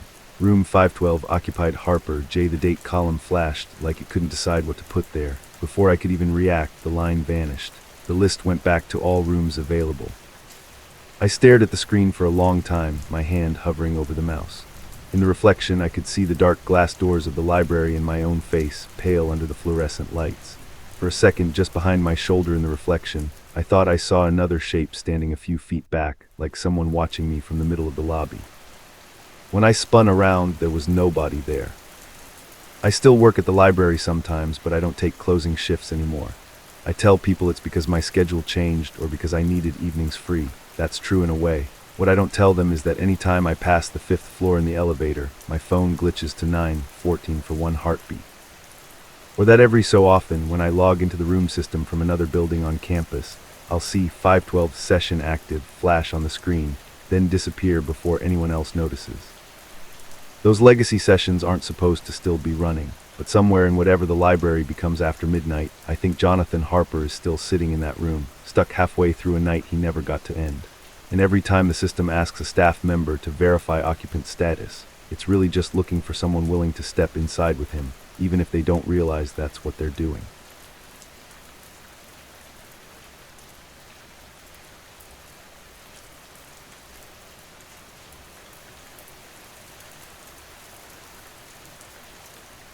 I found a hidden folder on my laptop one morning after a closing shift at the diner.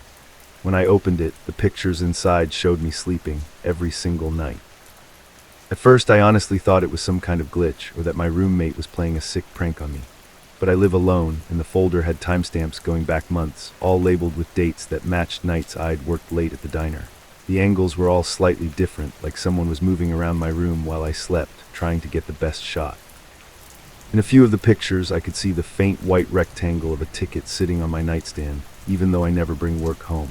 That's what finally made my stomach drop and brought everything back. To explain why that detail messed me up so much, I have to go back to the night I got what I now think of as the last order ticket. Back then, I was 26 and working as the closing cook at this small diner off a highway in Maryland. It was one of those old school places with neon signs, a counter with stools, and cracked red vinyl booths. We stayed open until 3 a.m. on weekends, mostly for drunk college kids and truckers passing through. The diner was a second home to me in a way, but also a place I tried not to think about too much when I wasn't there. I'd been working there since I was 19, and there were some things that happened in that kitchen that I'd never talked about to anyone. The night this happened, it was a Thursday going into Friday. Weeknights were usually dead by midnight, and this one was no different. The server on duty, Katie, had already done her side work and left around 12:15. My manager had bounced earlier than that, telling me to lock up when I finished the closing checklist. By 12:30, it was just me in the building, the open sign still glowing red in the front window, the hum of the fridge and the faint buzz of the fluorescent lights being the only sounds. I remember feeling good that night because I was on track to get out earlier than usual. The closing routine was muscle memory at that point. Scrape the grill, drain and filter the fryers, wrap the prep containers, wipe down the line, mop the kitchen, take out the trash. The dining room was already dark, except for one row of lights over the counter. I had my phone on a little ledge by the ticket rail, playing some podcast quietly through a single earbud. Every now and then, I'd peek through the pass window into the dining area just to make sure no one had wandered in. The front doors were locked, but habits like that are hard to shake. In 4 years at that place, we'd never gotten a customer after midnight that wasn't already inside. We have this old ticket machine mounted above the pass window. It's the kind that prints orders from the POS and makes that harsh, loud chattering sound when it spits out tickets. When the place is busy, that sound is like your heartbeat. When the place is empty, it's like an alarm going off for no reason. That night it had been quiet since around 11:45. The last order was a couple cheeseburgers to a pair of guys who barely looked sober enough to stand. After that, nothing. Just the dull, comfortable silence of a closed kitchen. I remember I was standing over the grill with the scraper in my hand, pushing this line of blackened grease toward the grease trap when I heard it. That sudden, sharp chattering that the machine makes when a ticket prints. It was so loud in the quiet kitchen that I physically flinched and turned my head. A single white strip of paper was feeding out from the slot, curling down over the rail. For a second, my brain actually tried to rationalize it. Maybe Katie forgot to close out her last table. Maybe someone at the bar had rung something in by mistake, something like that. But then I realized something that made the hair on the back of my neck stand up. We don't have a bar. We don't serve alcohol. There was no one out there to ring anything in. I set the scraper down and wiped my hands on my apron and walked over to the ticket window, staring at the machine like maybe I'd see something jammed in it. The little online light was blinking like normal, and the screen showed no error message. The only thing different was that new ticket hanging half off the rail. I reached up, grabbed it, and right away I knew something was off. Our normal tickets are printed in this bold, blocky font. They always start with the table number and the time, then the items underneath. This one looked wrong. For one, it wasn't printed. The letters were too uneven, too shaky. Someone had written over a blank ticket strip by hand in dark ink, using the same layout as the printed tickets, like they were trying to mimic how it usually looks. At the top, where it would normally say Table 4 or Table 12, it just said, No table. Under that, where the time would be, it said, 12:37 a.m. I glanced at my phone. It was exactly 12:37. Under the time, there was a single item written, one last order. My first thought was that it was some weird prank. Maybe the manager whipped it up before he left as a joke, but I'd been in the kitchen the whole time and hadn't seen anyone messing with blank ticket rolls. Plus, the thing that really froze me in place was the note written at the bottom. Our normal tickets never have notes like that. This one did. Below one last order, in smaller letters, it said, For MARCUS. You still remember, don't you? I can't describe the feeling of seeing your own name on something that should just be random, anonymous pieces of paper. My chest tightened, and I suddenly felt too aware of how alone I was. I looked out through the pass window into the diner. All the chairs were up on the tables, lights dim, front doors clearly locked. There was no movement, no shapes, nothing, just my reflection in the glass and the faint glow of the open sign. I told myself it had to be the manager. He had to have written that earlier and stuck it somewhere in the machine. There was no other explanation that made sense. But the part about remembering dug into something I tried not to think about. Something that had happened 3 years earlier in that same kitchen on another dead night. There used to be another cook who worked with me at night. His name was Javier. He was older than me, like mid-30s, and took the job way more seriously than I did. He was the one always telling me to be careful, to follow the rules. One night we were behind and I took a shortcut cleaning the fryer. I didn't let the oil cool long enough, and when Javier came over to help, the fryer slipped. Hot oil splashed over his arm and chest. I still remember the way he screamed. He lived, but it was bad, second-degree burns. The ambulance took him away, and he never came back to that kitchen. The official story we told ourselves, and the one the manager fed the higher-ups, was that it was an accident. I never told anyone that I'd ignored procedure to try and get out earlier. Javier lost his job, had to move back in with his parents. I kept mine. I told myself it was an accident, that he'd be fine, but the guilt never really went away. I just tried not to think about it until that ticket. You still remember, don't you? I was still standing there, ticket in my hand, staring at those words, when the machine started chattering again. This time I dropped the ticket in shock and took a step back. The sound was too sudden, too loud. The machine spit out another strip of paper, then another. The kitchen was filled with that harsh, rattling noise for a solid couple of seconds, and then it stopped. 3 new tickets hung from the rail, gently swaying. My eyes were watering a little, whether from the grease smell or actual fear, I don't know. But my hands were shaking as I reached up and tore the first one down. This one was also handwritten. At the top, no table. Time 12:40 a.m. The item listed was grill scrape, extra well done. My throat went dry. Under that, the note said, You rushed this part last time. The next ticket was oil drain, still too hot. Note, he trusted you. The third one just said, One more thing. And instead of an item, it had my full name, first and last, written slowly, taking up the whole center of the ticket. At the bottom, turn around. I didn't want to turn around. Every part of me was screaming not to. But there's this horrible curiosity that comes with fear, like your brain needs to confirm the worst thing it can imagine. I slowly turned, eyes scanning the kitchen. The fryers were off, the grill was cooling, the prep station was cleared, mop propped in the corner. No one was there, no one was standing behind me, but I noticed something new that hadn't been there a minute before. On the prep table by the walk-in, someone had laid out a clean plate. On the plate was an empty, folded-up ticket. I walked over to the plate, feeling like I was underwater. Every step felt slow. The plate was spotless, like something you'd serve a meal on. The ticket was folded once, sharp crease right down the middle. I picked it up and my first thought was that it was blank. There was nothing on the front. Then I unfolded it and saw the inside. Instead of clean white paper, it was smeared with a dark, sticky brown stain that soaked through in spots. The words were written in that same uneven hand. Hand still SHAKING. Under that, come to the window.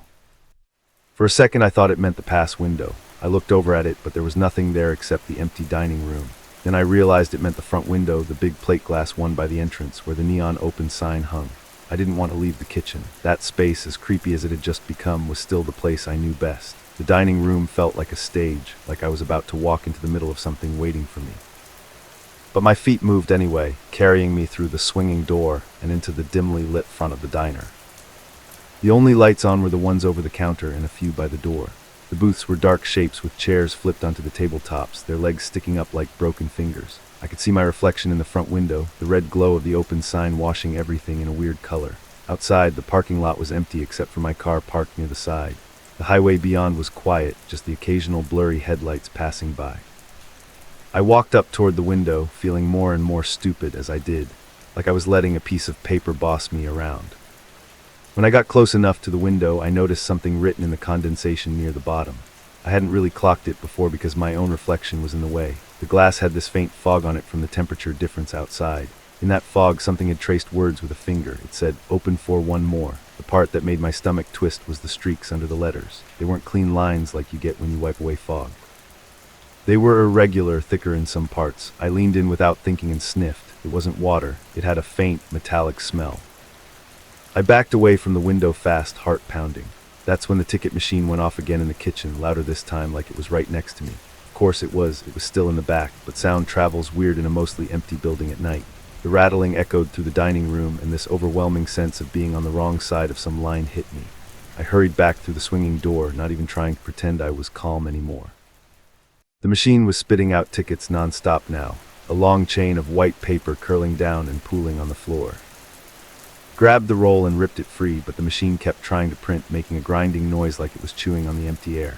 The tickets on the floor were all blank except for the last one that had fully printed. That one had no table, no time. It just said, "We're not done." Below that, "Check the walk-in."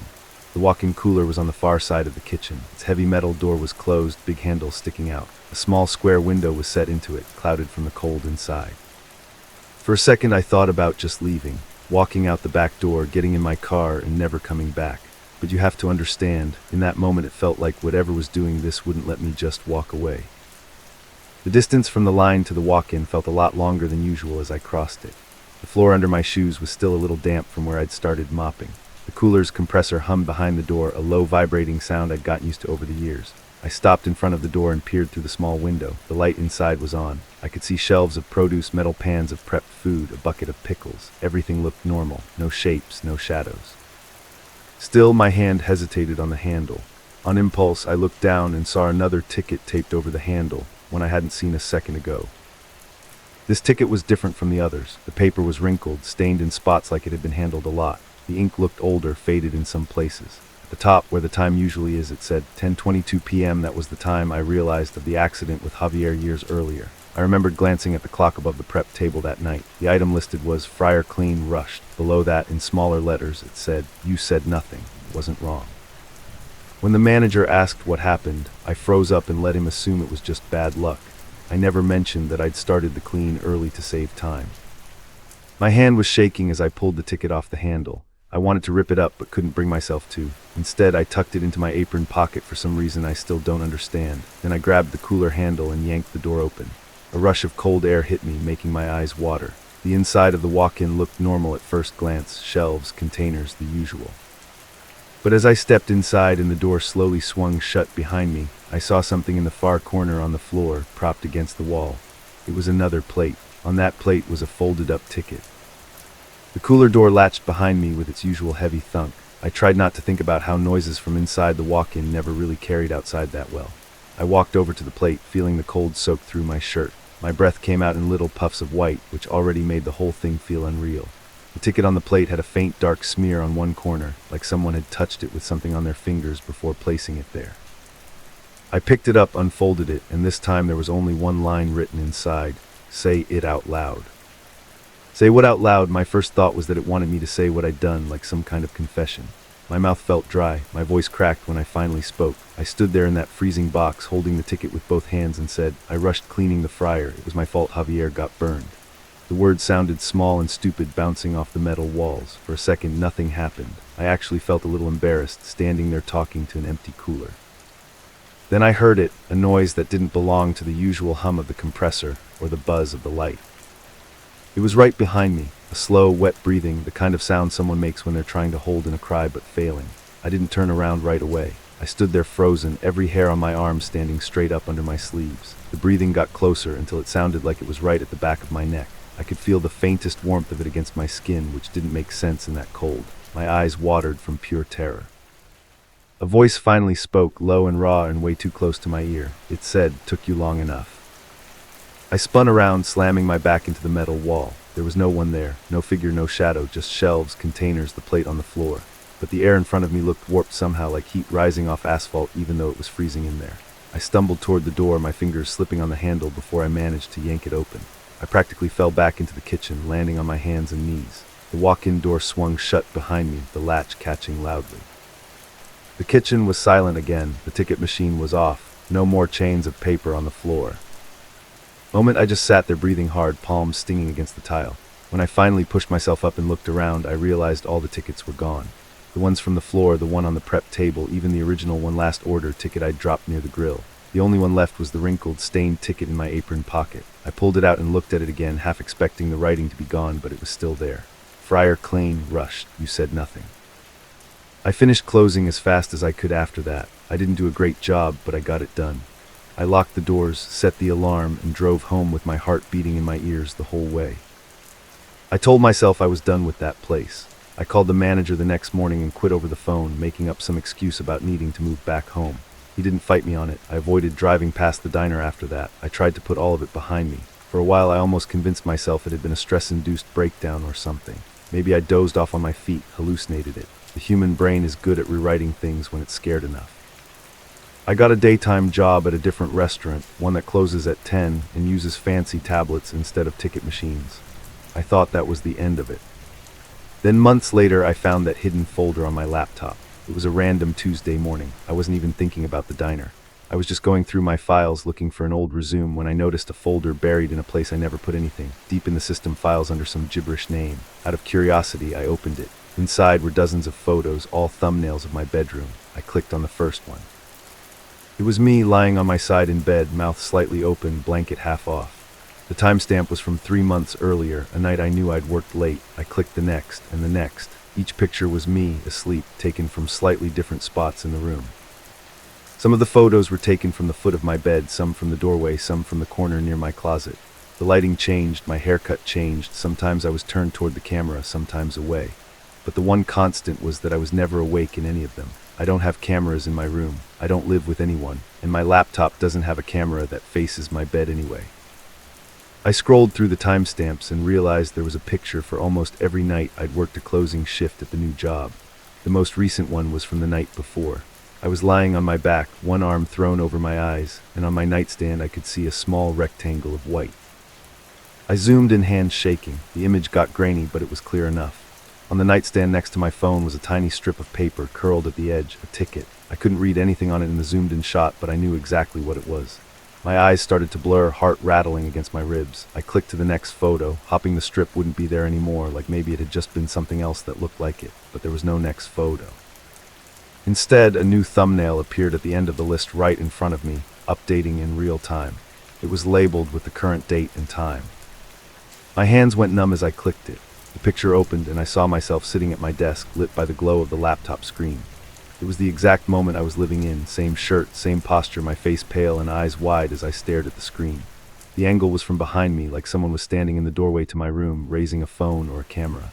And there on the corner of my desk, right next to my elbow, was a strip of white paper that hadn't been there a second before. I looked away from the screen slowly, down at the desk. The ticket was sitting there now, curled at the edge like it had just been printed. I didn't want to touch it. I wanted to slam the laptop shut, shove the whole thing into a closet, and walk out of my apartment forever. But like in the diner, my hand moved on its own. I picked up the ticket. It felt warm, like it had just come out of a machine. On the front there was only one line, handwritten in that same uneven ink I thought I'd left behind in that greasy kitchen. It said, "No table, no closing time." I flipped it over with my thumb, and there was one more message on the back, stretched from edge to edge. "We still have orders to finish." I don't work night shifts anymore. I moved across the country. I don't live alone now, and there are no ticket machines anywhere near my life. But every once in a while I find a new hidden folder on whatever device I'm using. It's never there until the morning after I wake up from a restless sleep. Inside, there's always at least one new picture of me, taken from somewhere in the room while I'm asleep. And somewhere in every single one, if you look hard enough, you can see a small white strip of paper, waiting.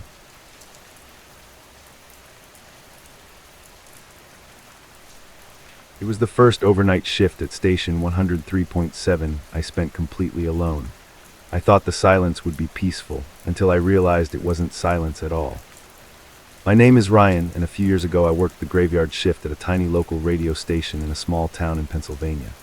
If you've ever driven late at night and scanned through the dial, you've probably come across a station like it. Some generic soft rock and oldies, a bored-sounding DJ, the same commercials on repeat every hour. That was me.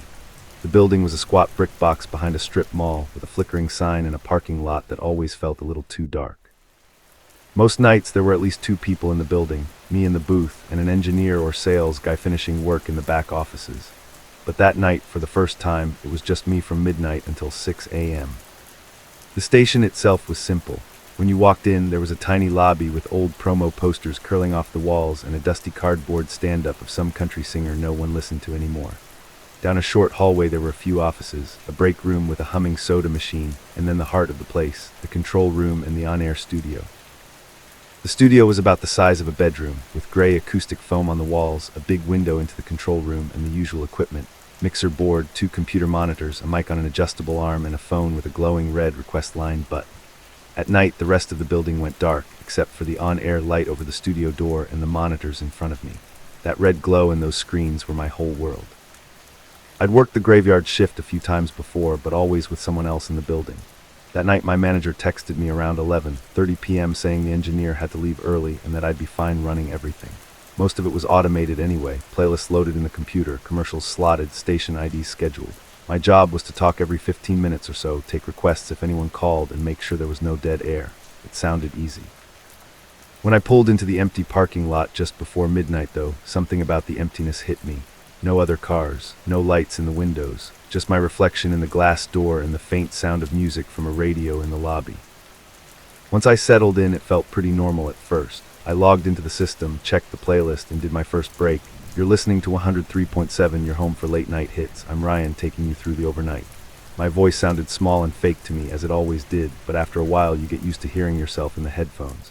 I took a sip of vending machine coffee, watched the song timers count down, and scrolled my phone between breaks. The building had its own kind of quiet, no cars outside, no people, just the low rumble of the air conditioning and the faint buzz of the electronics. It almost made me sleepy. Around 1:15 a.m., the request line rang for the first time. The phone had this sharp, old-school ring that made me jump a little every time it went off. I put my headphones back on, hit the talk button, and answered with the station line. 103.7, you're on with Ryan. All I heard was my own voice, half a second delayed, like it was coming from another radio. It's normal to get that sometimes if someone is calling from a phone while listening to the station in the background, so I said, "Hey, you there, turn your radio down for me." The delayed version of that sentence came back through the line, echoing in my ear, but the caller never spoke. After a few seconds, they hung up. I didn't think much of it. A lot of drunk people or bored teenagers called the station overnight just to mess around. A few minutes later, the phone rang again. Same thing, I answered, heard my own broadcast on a slight delay, and then nothing. Just my voice from 30 seconds earlier, like I was talking to a version of myself. I hung up and checked the caller ID, just said unknown. That happened sometimes too, so again I brushed it off, but then it rang again and again. The same thing each time, just my own voice coming back at me, always delayed, like the caller was holding a radio up to the phone. After the 5th or 6th call, it stopped being funny. It felt like this weird loop, like I was chasing my own tail. Between songs, I walked out into the control room and looked at the phone from a distance, its little red light blinking when it rang. The building hallway outside the studio door was dark except for the exit sign at the end. I could see my own reflection faintly in the glass of the studio window, headphones around my neck, eyes a little strained. The next song had 2 minutes left. The phone started ringing again. This time, instead of answering right away, I let it ring and watched the caller ID, unknown. I picked it up, put it to my ear, and listened without saying anything. At first, it was just my own voice again, delayed. I could hear myself doing the last station ID, the same words I'd spoken about a minute earlier. It sounded scratchy and a little distorted, like it was coming through a cheap speaker. Then under my voice, I heard something else. It was very faint at first, like another layer of sound just under the static, a whisper. It wasn't me. It was quieter than my voice, but it was there, sliding between my words. I couldn't make out what it said, but it was definitely a second voice. It sounded closer somehow, like it wasn't coming from a radio in a car somewhere, but from right next to me. My scalp prickled. I hung up without saying anything. I told myself it had to be some kind of feedback or interference. Maybe someone had 2 radios on, or maybe there was a weird loop in the system. The song ended and I did another short break, trying to sound normal even though my mouth felt dry.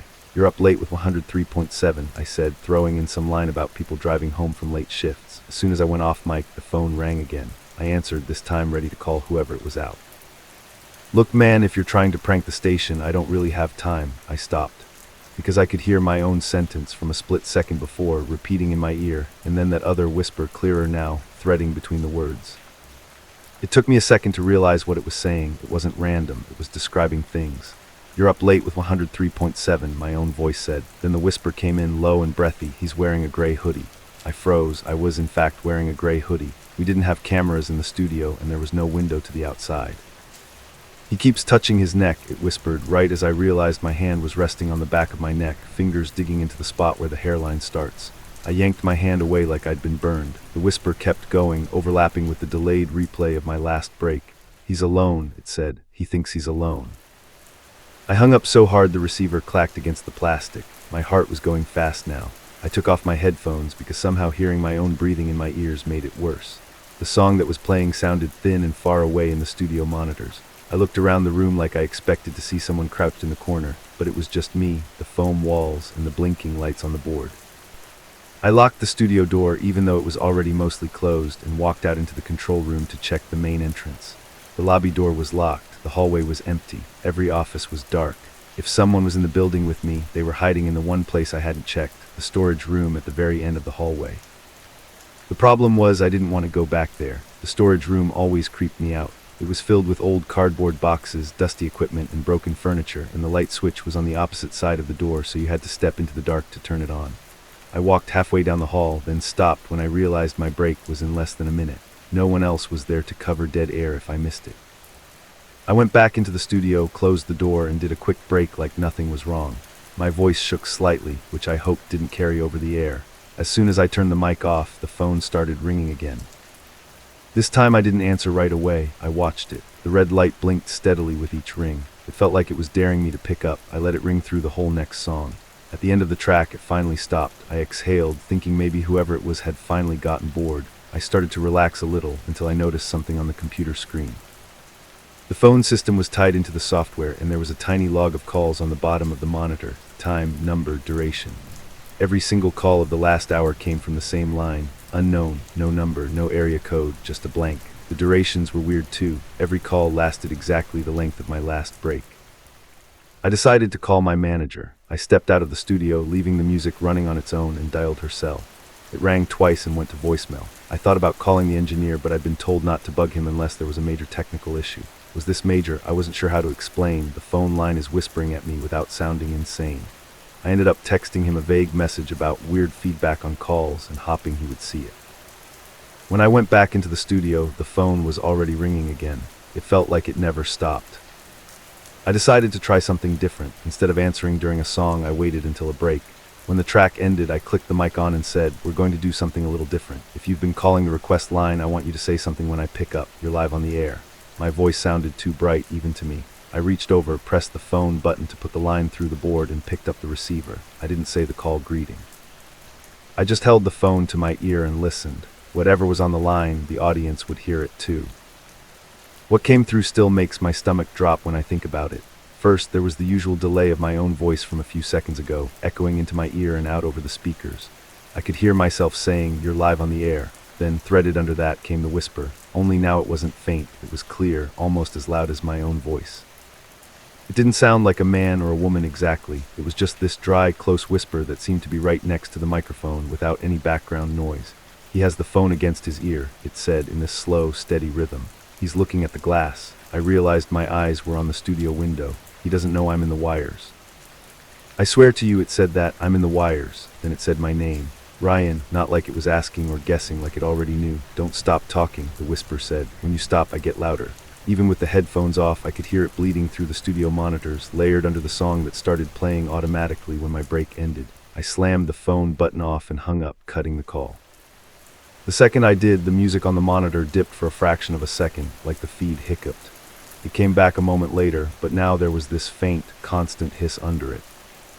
I pulled the headphones back on and listened closely. Under the song, under the normal static, something was moving. It was like the whisper had found a way into the live feed itself, like it wasn't just on the phone line anymore.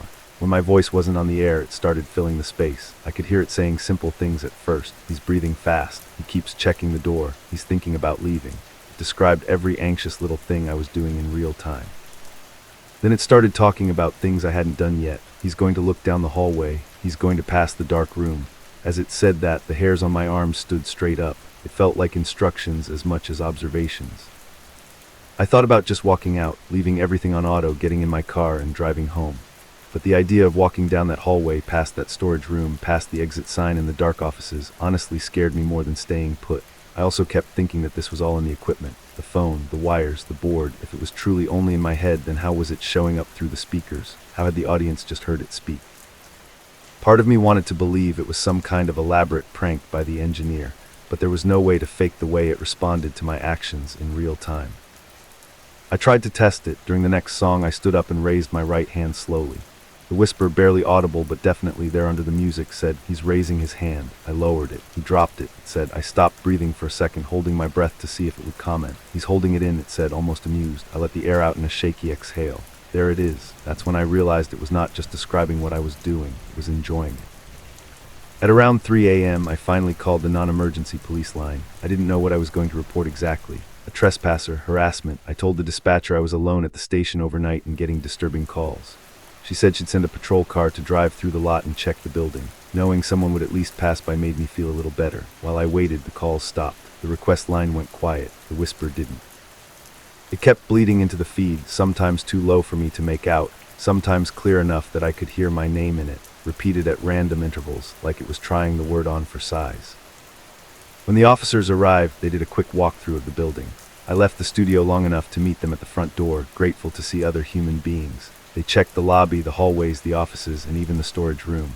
I watched from the doorway as one of them flicked the light on in that back room, revealing nothing but boxes, dust, and an old broken microphone stand leaning against the wall. "Everything looks secure," one of them said. "If someone's messing with the phones, it's probably a tech issue." I nodded like I agreed, even though I knew tech issues didn't whisper your name. After they left, the building felt even emptier than before. The last 2 hours of that shift felt like the longest of my life. The whisper stayed in the background now, a constant presence inside the noise of the broadcast. It didn't comment on every little thing anymore, it just waited. Sometimes when I'd go on the mic, I could hear it slipping under my words like a second, secret track only I could really hear. Other times, when the music was playing and I let the studio go quiet, it would rise to fill the gaps. "Don't give them dead air," it murmured at one point. "That's mine." I started talking more than I was supposed to during breaks, just to drown it out, even if I had nothing to say. I read contest rules, weather forecasts, random trivia, anything to keep my voice on the air. As the sky outside the small studio window slowly started to lighten from pitch black to dark blue, the presence seemed to thin out. The whisper grew rarer, fading back into the static. By the time the morning show host came in a little before 6, I was exhausted and jumpy, but nothing obviously wrong was happening. I didn't tell him the full story. I just said the phones were acting up and that we might need the engineer to check the lines. He laughed and said the phones had been possessed for years.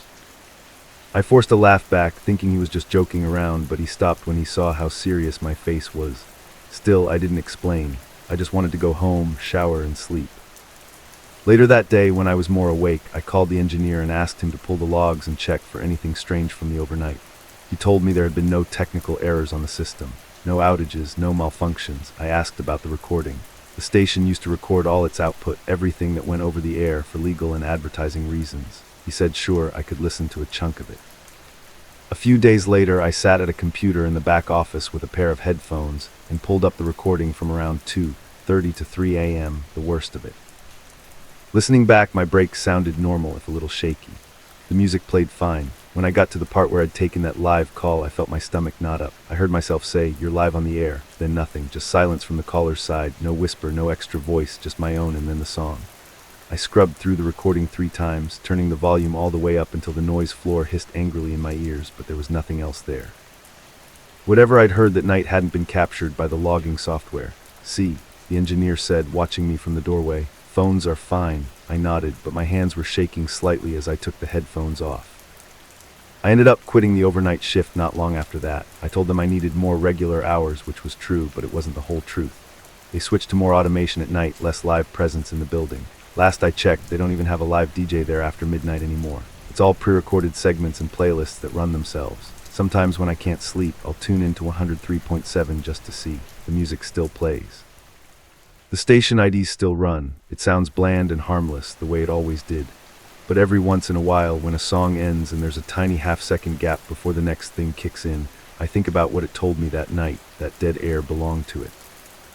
I don't work there anymore, but every now and then I'll be driving late, scanning through stations, and land on 103.7 out of habit. A few months ago I did that, and for a few seconds I caught what sounded like an old recording of one of my breaks. "You're up late with 103.7, my own voice said, even though I hadn't been on air in years. My chest tightened. Under my voice, buried deep in the static, something slid between the words. I could barely hear it, but I knew exactly what it was. I turned the radio off before it could get louder. Now, when I sit in a quiet room and the hum of electronics gets just a little too noticeable, I find myself listening for it again. Not for a voice on the phone, not for a sound outside my window. I'm listening for something in the wires, waiting for another chance at dead air.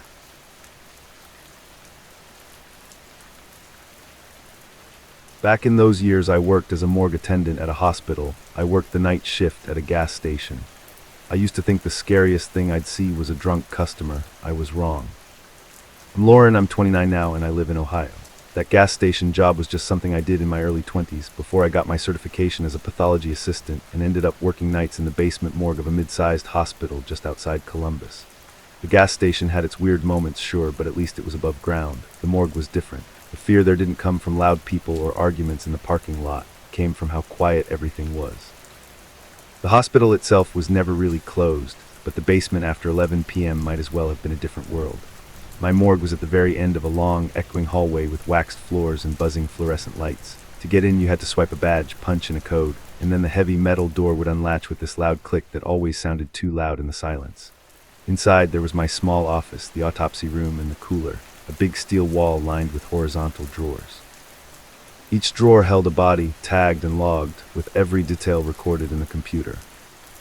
My job on nights was mostly paperwork and checking tags. The bodies were almost always brought in before my shift started. Security or an orderly would wheel them down from the ER or ICU, log them with the day staff, and by the time I clocked in at 11, everything was already in place. I would verify that the name on the toe tag matched the name in the system, check that the drawer number was right, and make sure the temperature of the cooler stayed in range. It was boring, slow work, but it paid well, and for the most part, the dead were easier to deal with than the living. On the wall next to the cooler doors was a digital panel that showed the temperature of the entire unit, and more specifically, each drawer. It was a newer system, installed about a year before I started. Every drawer had a sensor at the back, so if a drawer was accidentally left open or not fully closed, the temperature for that specific drawer would start to rise and the panel would beep and flash.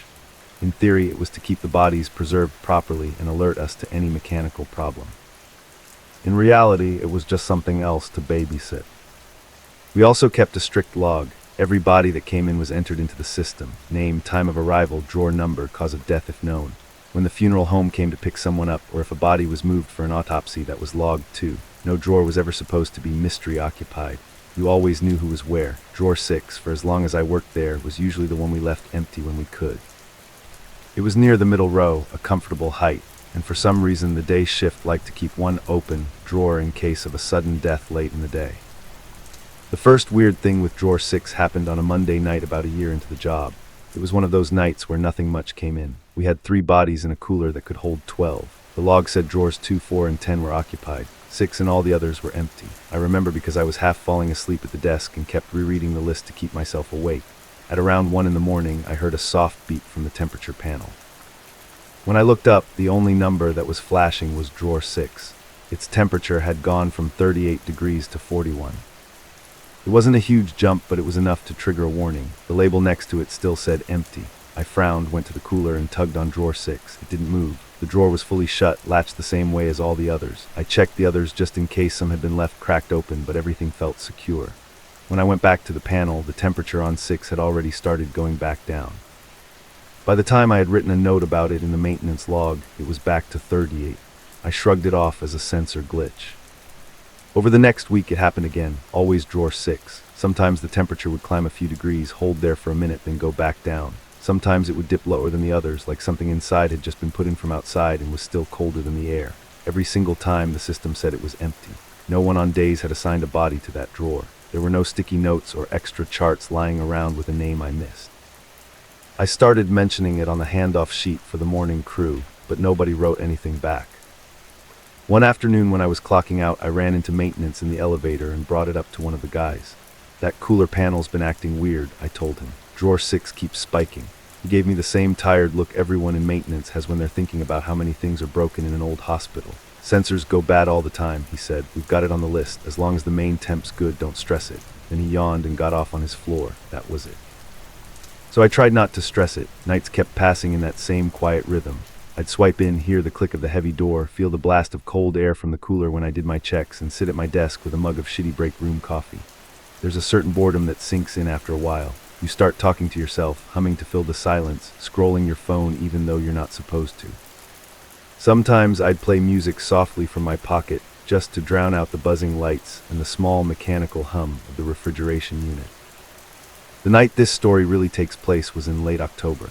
I remember because they had a fake spider web decoration taped around the main lobby front desk upstairs, and one of the nurses joked earlier that I had the real Halloween decorations in the basement. It was a Wednesday, cold, with one of those steady rains that makes the streets shine under the parking lot lights. I parked in my usual spot, swiped in at 11 p.m., and rode the elevator down alone.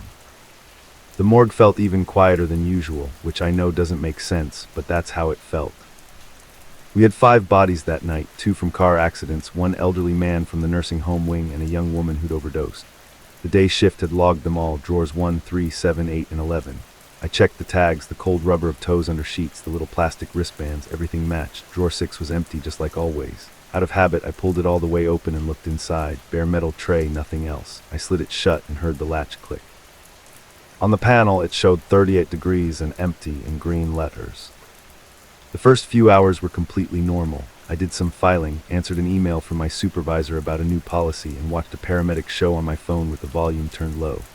Around 2 a.m. I got up to stretch and walked past the cooler panel. That's when I saw it, drawer 6, 42 degrees, flashing. The word empty was still there, but now it was outlined in red.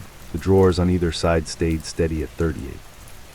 I stood there and watched as the number on 6 flickered between 42 and 40. Up, down, up, like somebody was opening it a crack and closing it. I told myself it was just the faulty sensor finally giving up. Still, I walked over and grabbed the handle.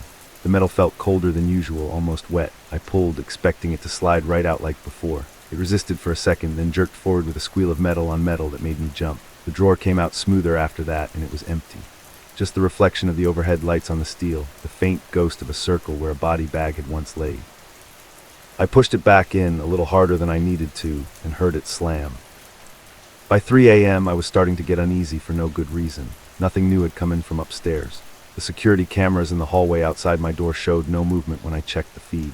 The cooler panel, though, had changed. Drawer 6 was now back to 38 degrees, but the word empty had disappeared. In its place was occupied unknown. I stared at it. There was no way to assign that status manually. The only way a drawer showed as occupied was if you'd logged a body to that number in the system. I backed out of the cooler screen and checked the digital log on my computer. It listed the 5 bodies we had, their drawer numbers, and nothing else. No new entries, no transfers. Drawer 6 did not exist in the list at all. When I went back to the panel, it still said occupied unknown, steady and calm, like it had always been that way. I remember saying out loud, "You've got to be kidding me," just to hear my own voice and make the room feel less empty. There was no one to answer. Part of my job was to physically verify anything weird with the cooler. That meant I couldn't just ignore it. If it was a glitch and a body ended up in there later with no record, it would be on me. So I put on gloves, took a breath that felt way too loud in my ears, and walked to the cooler. The morgue felt smaller in that moment, like the walls were just a little closer. The rubber soles of my shoes squeaked on the floor as I walked. I wrapped my hand around the handle of drawer 6. The drawer slid out smoothly like it was well oiled. Only this time it did not come out empty. There was a shape there under a white sheet. It was that specific shape you recognize after a while in this job. Shoulders, chest, the slope of a covered face, feet tenting the end of the sheet just slightly. There was no body bag, just the sheet. It wasn't wrinkled either, like it had just been laid there carefully. For a second, my brain tried to convince me I was misremembering, that maybe the day shift had moved someone and forgotten to log it. "Okay, no," I said out loud, louder this time. My voice sounded shaky even to me. I had checked all the drawers at the start of my shift. I had opened this one. It had been completely empty. Nobody would have rolled a body down here without calling first. That was policy, and I would have heard the cooler door open. The morgue door's lock made a huge metallic clank every time it opened. I hadn't heard it once since I came down. There was a tag dangling off the sheet near where the feet were. Not the hospital wristband kind, but the old-fashioned toe tag, the kind you see in movies. That was wrong too. We only used wristbands and adhesive labels on the body bags. But there it was, a rectangular tag hanging from a thin white string looped under the sheet. I didn't want to, but I reached for it. My gloves made my fingers feel clumsy as I pinched the tag and turned it toward me. It had my full name written on it, first, middle, and last. The ink looked fresh, not faded like it had been written in the last hour. Below my name was a date, tonight's date. Under that, where it usually says time of death, it just said 3:11 a.m. I glanced at the clock on the wall. It was 3:09. For a moment, I thought I might pass out. My heart was pounding so hard I could feel it in my throat, like I couldn't swallow around it. I dropped the tag like it had burned me and staggered back, bumping into the neighboring drawer. The sheet did not move. The shape under it stayed perfectly still, like any other body I'd ever seen. But now every part of me was screaming that this one was mine. I had this insane thought that if I lifted the sheet, I would see my own face, pale and still, lying there. I actually raised my hand like I was about to do it, then pulled back. There are some things you can't unsee. That's when I heard the first click behind me. It was soft, mechanical, but in that silence it sounded sharp, then another, and another. It was the sound of the latches on the other drawers unlocking, one by one. I turned slowly, my back pressing against the cold metal of drawer 6. I watched as drawers all across the wall slid out an inch on their own, as if something inside had pushed from the other side. Just an inch each, but enough to break the seal and let a wave of colder air wash out into the room.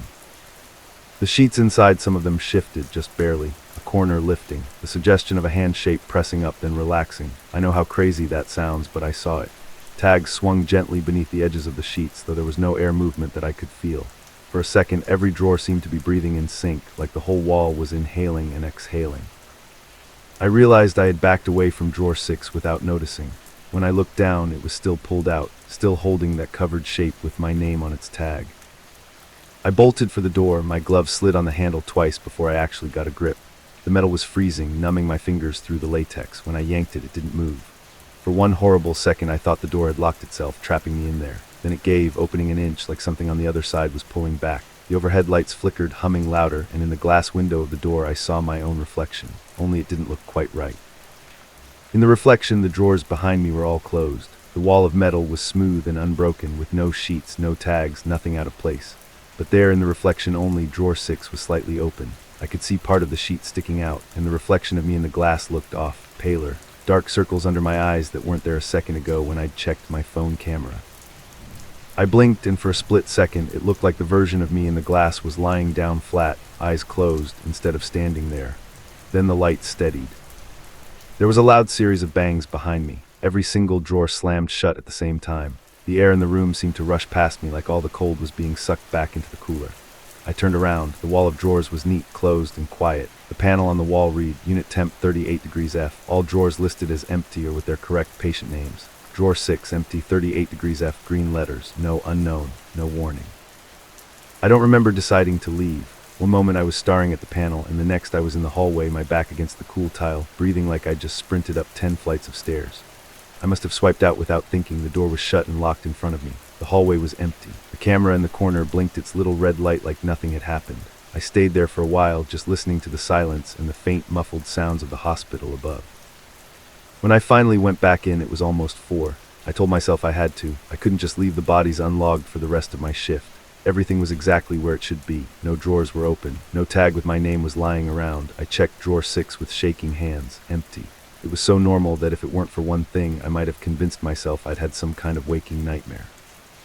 On the computer in the morgue log, there was a new entry. My name, my full name spelled correctly. Drawer 6. Time of death, 3:11 a.m. The status field didn't say released or awaiting pickup like the others. It said canceled. I printed the screen out without thinking, my hands trembling so hard the paper came out crooked. Then I hit refresh. The entry disappeared like it had never been there. The next morning, when the day supervisor came in, I tried to tell him something was wrong with the system. I didn't tell him everything. I just said the cooler panel was misreporting drawers and that I'd seen a phantom entry in the log. He shrugged it off as another computer glitch and told me it would look at it. I showed him the printout I'd made. The ink had smeared somehow like the words had been wet, but you could still make out my name in drawer 6. He frowned at it, then folded it and stuck it in his pocket. I never saw that printout again. 2 weeks later, when I asked about it, he said he'd given it to it and they didn't find anything. You're working nights alone a lot, he added in that careful tone. If you're feeling stressed or off, let us know. We can rotate you to days for a bit. I nodded and pretended that sounded nice. That same week, I put in for a transfer to a different department and started job hunting. By December, I was out of the morgue for good. I tell myself leaving fixed things. Most nights it did feel that way. I went back to more normal hours, working in a doctor's office, surrounded by people and windows and the sound of daytime. But every so often, something small happens that pulls me right back into that cold room. The first time was on the 1-year mark of that night. I was driving home from work when a pickup truck ran a red light and missed my car by maybe 6 inches. When I pulled over, shaking, I glanced at the dashboard clock. 3:11 p.m. A few months after that, I tried to access my patient portal for the hospital because they still had some of my records. When I logged in, there was a bright red banner at the top that said, "This patient is marked as deceased. Contact administration to resolve." It disappeared the next day when I called, and they blamed it on a database error. That word, error, doesn't make me feel better anymore. It just makes me think of green letters on a cooler panel changing on their own. Haven't been back to that hospital basement since I left. I avoid the whole building, honestly, but one of my old coworkers still works there. We text sometimes. A few weeks ago, she sent me a picture out of nowhere. It was of the new digital cooler panel they installed after I left. "Look what they finally upgraded," she wrote. "No more junky old system." In the picture, all the drawers had little green icons next to them, all empty. All but one, drawer 6, had no icon at all. Just my last name, half cut off where the picture ended. I asked her if she'd zoom out and send another photo. She said that was weird because when she went back to look, the screen had changed. Drawer 6 was blank, like nothing had been there. She joked that maybe the morgue was haunted, then added a laughing emoji. I stared at that stupid little face for a long time. I haven't answered her yet. I don't really know what to say. I'm not dead. I wake up every morning, I go to work, I drink bad coffee and sit in traffic like everyone else. But if you go down into that hospital basement, to that chilled room with the metal drawers, and you look at the logs for long enough, I'm afraid you might still find me. Not on a table or under a sheet, but in the system, in some line of text that wasn't written by anyone's hand. And if you ever happen to be in a morgue and you see a drawer that's supposed to be empty, with a temperature that keeps changing like something inside is moving, I hope for your sake it doesn't have your name on it, because I know drawer 6 is still waiting for mine.